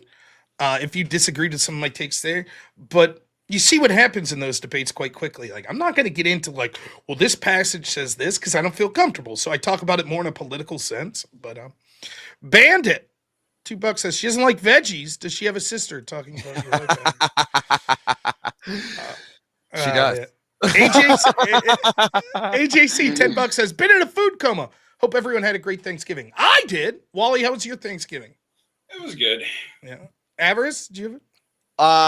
We know how mine went. Would you like here, I'll let's bring up the image again. Yeah. Wait, where is it? Here we go. I found it. There it is. Here's again, if everyone wants to know how Avarice's went. Here we go. Yeah. No kings. Oh no, that's what I dealt with. There you go. Abby gives another 10, says the 3,848 DMs in queue. Your request is being looked at. We will respond back to you. Thank you for your patience. Oh, my favorite assistant, Abby. You're available for interview here for assistants, Abby? Because I got openings. Yeah. And then we got Bandit, $2 says the Costco. It's the best. Footlong was $195 with drink. I'm aware of the legend of the $195 because didn't like they at one point there's a story that like the CEO of Costco or the founder or whatever, they're like, we're gonna have to raise the price of the hot dog, and he's he threatened everybody. He's like, I'll kill you. Like, you're not raising the price of the hot dog. I'll kill you. Yeah, he did it on his deathbed. Yeah. It's pretty good, man. It's like, wow. Like on his deathbed, you will not raise the price of these hot dogs. And they went as far, this is true, because you know my food history, I love food history. They went as far as to buy a hot dog factory and buy it all outright to remain, so the price of the hot dog would remain $1.50. And it still is till this day. Brilliant. Yeah. Well, at least they were being frank about it. Oh man. Punny. I can't even come up with anything on the fly. My head just went to wiener. I don't want to. That's a huge Johnson. No. Yeah, yes. That's great. Yeah, the old I saw what movie did the I saw I haven't seen it yet, but the new Naked Gun with Liam Neeson. Oh, I haven't seen that at all. It looks like they redid the old, was it Austin Powers 2? The tent bit. bit. It was actually really funny. I've heard it's pretty good. Pleasantly surprised. It was actually really good. They actually did do a good job on it. It felt like they understood the humor of the original movie. Well, the bit that I'm talking about that it looks like they redid. You remember the bit where they're like in the tent right? And it's like Austin's lights, like yeah, they're light. pulling stuff out and the lights there, and so then like the enemy troops are looking in, and like it looks like Austin's got like a tennis racket in his ass, and she pulls it out, and then like the tear gas grenade goes, and they're just like, oh my God. It looks like they redid that bit in Naked Gun 2, which is fine. That's a good bit. I would laugh at that again. You know which bit will never be like repeatable? And I'd hate to like point out there, but the rhinoceros scene in Ace Ventura. Oh, it's great. That's one of the they're best. never going to be able to repeat that. Who was it? I remember listening to a podcast where some comedian was saying that, like, some famous comedian they were talking to, like, funniest moment in movie history. It'll never be topped. Just, it's so childish. Just like, oh, it's just Jim Carrey, like, looking like he's birthed out the ass of a rhinoceros. Well, it's like, it starts with it's getting a little hot in these rhinos. You know, like it's already a tagline in itself. You know? It's great. It's great. F it button, $2. I'm surprised your mind didn't go straight to ketchup. Yes, I know. I can't, like, I've had to read. It's a shame. The one downside to having a kid is having to watch your language. So for me, one of my little jokes was anytime you're anywhere in public dealing with hot dogs, you just casually slip in the word wiener, right? Just slip in the wiener. Great. It's great humor for me, right? Like, so it'd be like, yeah, so I'd like 2 wieners, extra onions, ketchup, mustard, please. And then just my wife like, why can't you just say hot dog? I'm like, I didn't want a hot dog. I wanted 2 wieners. You got to mess with them more now. You got to. Can I get a wiener sandwich? Extra onion, mustard. Like, the big one. This only makes sense. It's like peanuts. I don't know why. I started like intentionally missaying peanuts to say penis. Right? So I'd be like, my wife would be like, I'm at Walmart. Do you need anything? I'd be like, yeah, pick up a big jar of penis. And she'd be like, would you stop saying that? Right? And so, like, every time I'd be like, oh man, these penis are actually extra salty today. She'd be like, stop fucking. Then I'm saying it one day. Right? Like, here, like, 4 months ago. And my wife's like, do you want lunch? I was like, no, I'll just grab a handful of peanuts. And my son's like, get me some. I was like, I'm so sorry. I'll never say that again. This fuck. Well, you know, the funny one is in Washington, in Seattle, they got this drive-in. It's basically the In-N-Out. In-N-Out will never hit Seattle because they got this place called Dick's Drive-In, right? And it's basically cornered all of Seattle. It's like it is one of the best places you'll go to get a burger, hands down. If you ask anyone from Seattle, the best place to get a burger is this cheap-ass place called Dick's Drive-In. So there's an ongoing joke. Hey, let's just go get a bag of dicks. And is this an ongoing joke in Washington? So if you're in Washington and someone offers you a bag of dicks, just know it is an ongoing joke, and they are trying to make you uncomfortable, but it's going to be really good food. We had down south. They had Cookout. Did you ever eat at a Cookout? I just went to Cookout with Grunt on the way back from Nashville. Yeah. I mean, obviously I was in the military, so I ate a lot of places, and Cookout was one of them. The thing is that I went to Cookout this time, and the menu wasn't as simple as I remember it. They may have changed it. I haven't eaten there since Debate. We used to go down to Winston-Salem, Wake Forest every year for a tournament, and there was Cookout, and this is how it was sold to me. It's like, let's say you want a corn dog with a side of corn dog with an extra corn dog. Yes, you could do that at Cookout. You could get, instead of French fries and stuff as a side, be like, I'll take the 2 corn dog meal with the side of corn dog. That's what I would like. It used to be simple. I remember that too. It used to be like burger, side with a burger, or side with a burger. Pick 3, and you can have however 3. You can even do 3 fries. Yeah, it's going to be more expensive, but right, you're the idiot that did it, right? But here's the thing: I went there, and now it's like your burger. Pick your burger. What do you mean pick my burger? Pick your burger. What do you mean pick my burger? Western barbecue, Santa Fe, Sacramento. Like, I don't understand these choices. Does not compute. That's good stuff. All right, gentlemen. I can't relate to having to watch my mouth. I have a teenager, Rob. I haven't mouth for years. It's almost done, and you could go back to being the foul-mouthed, dirty person. No, because I'm sure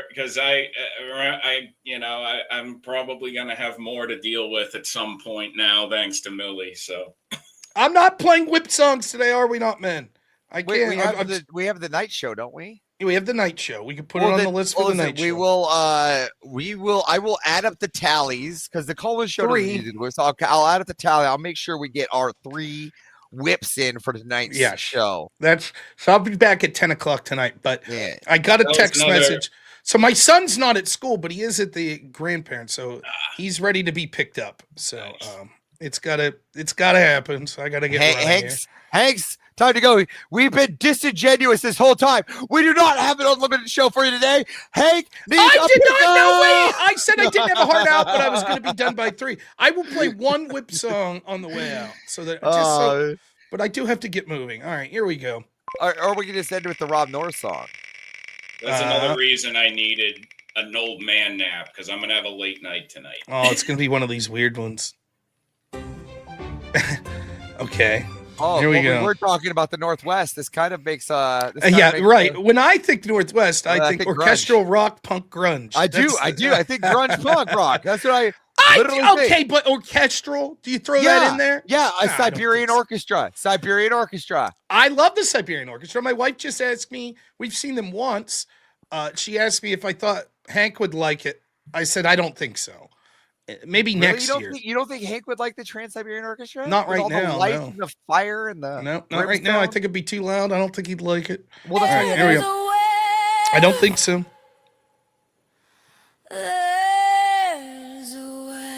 Evanescence. That's a good start. There's a way.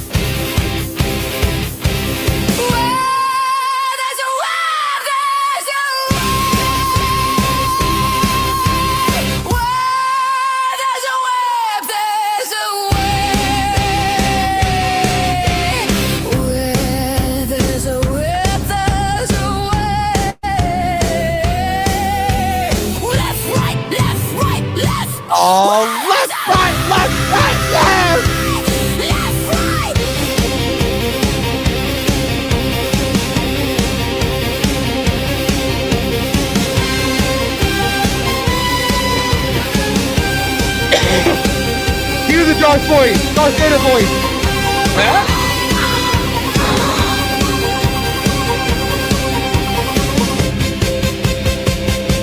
Come to the dark side.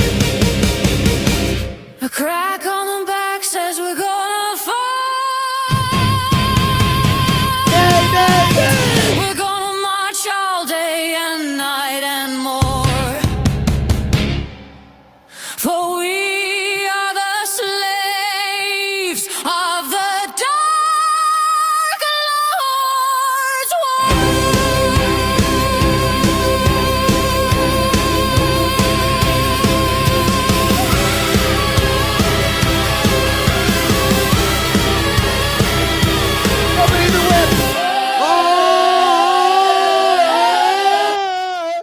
Nice. Are we happy?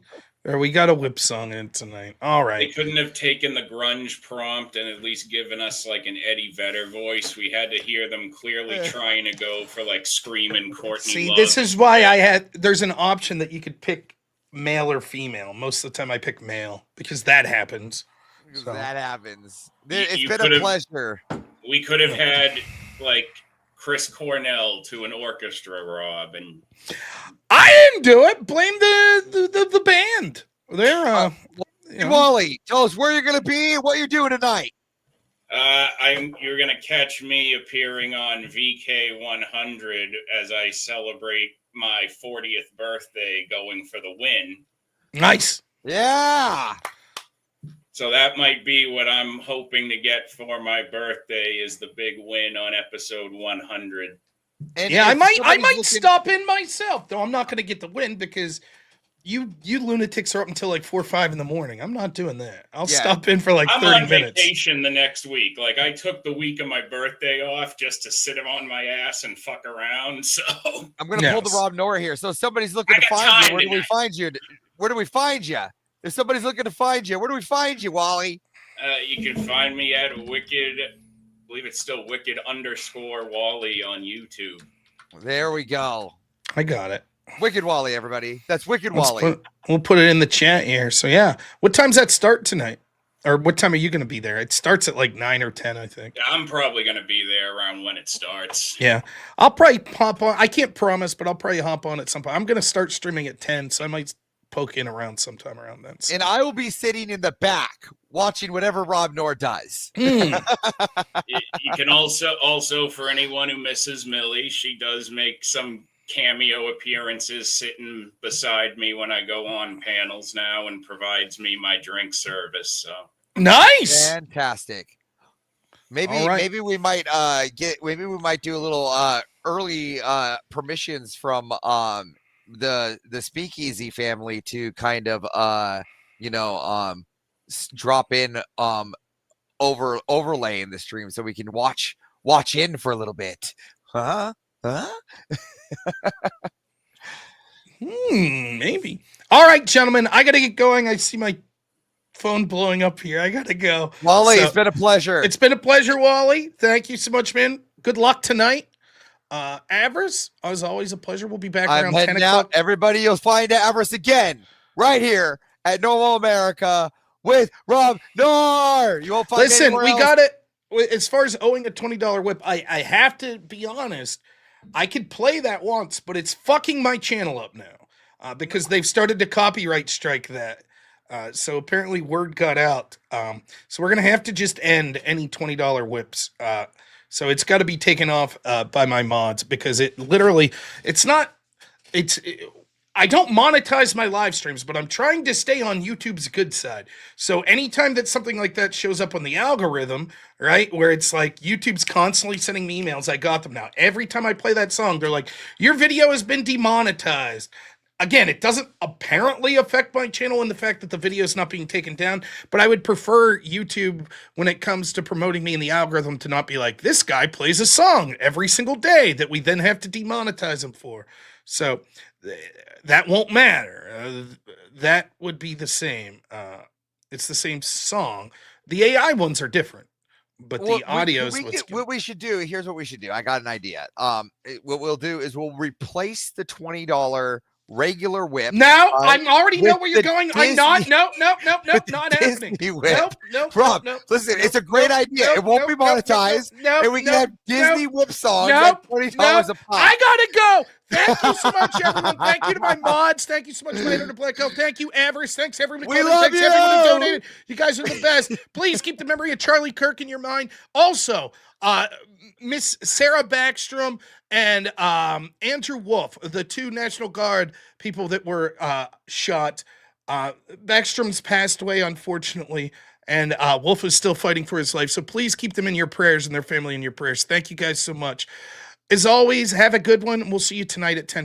Only in America is it possible to say, you know what, I don't like the way the country is going, and to do something about it. Take that risk. Take that leap of faith. Stay involved. Trust God and act obediently.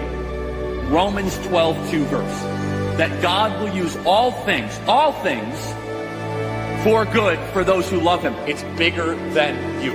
I want you to remember that. It is bigger than you. It's bigger than me. You are here to make somebody else's life better, the pursuit of liberty and freedom. You know what gives me strength? The hundreds of thousands of you that say, Charlie, keep going. 1 Corinthians 5 and 15. So that's all pretty amazing evidence, not just intra-biblical evidence, but extra-biblical evidence that Jesus Christ was a real person. He lived a perfect life. He was crucified, died, and rose on the 3rd day, and he is Lord and God of all.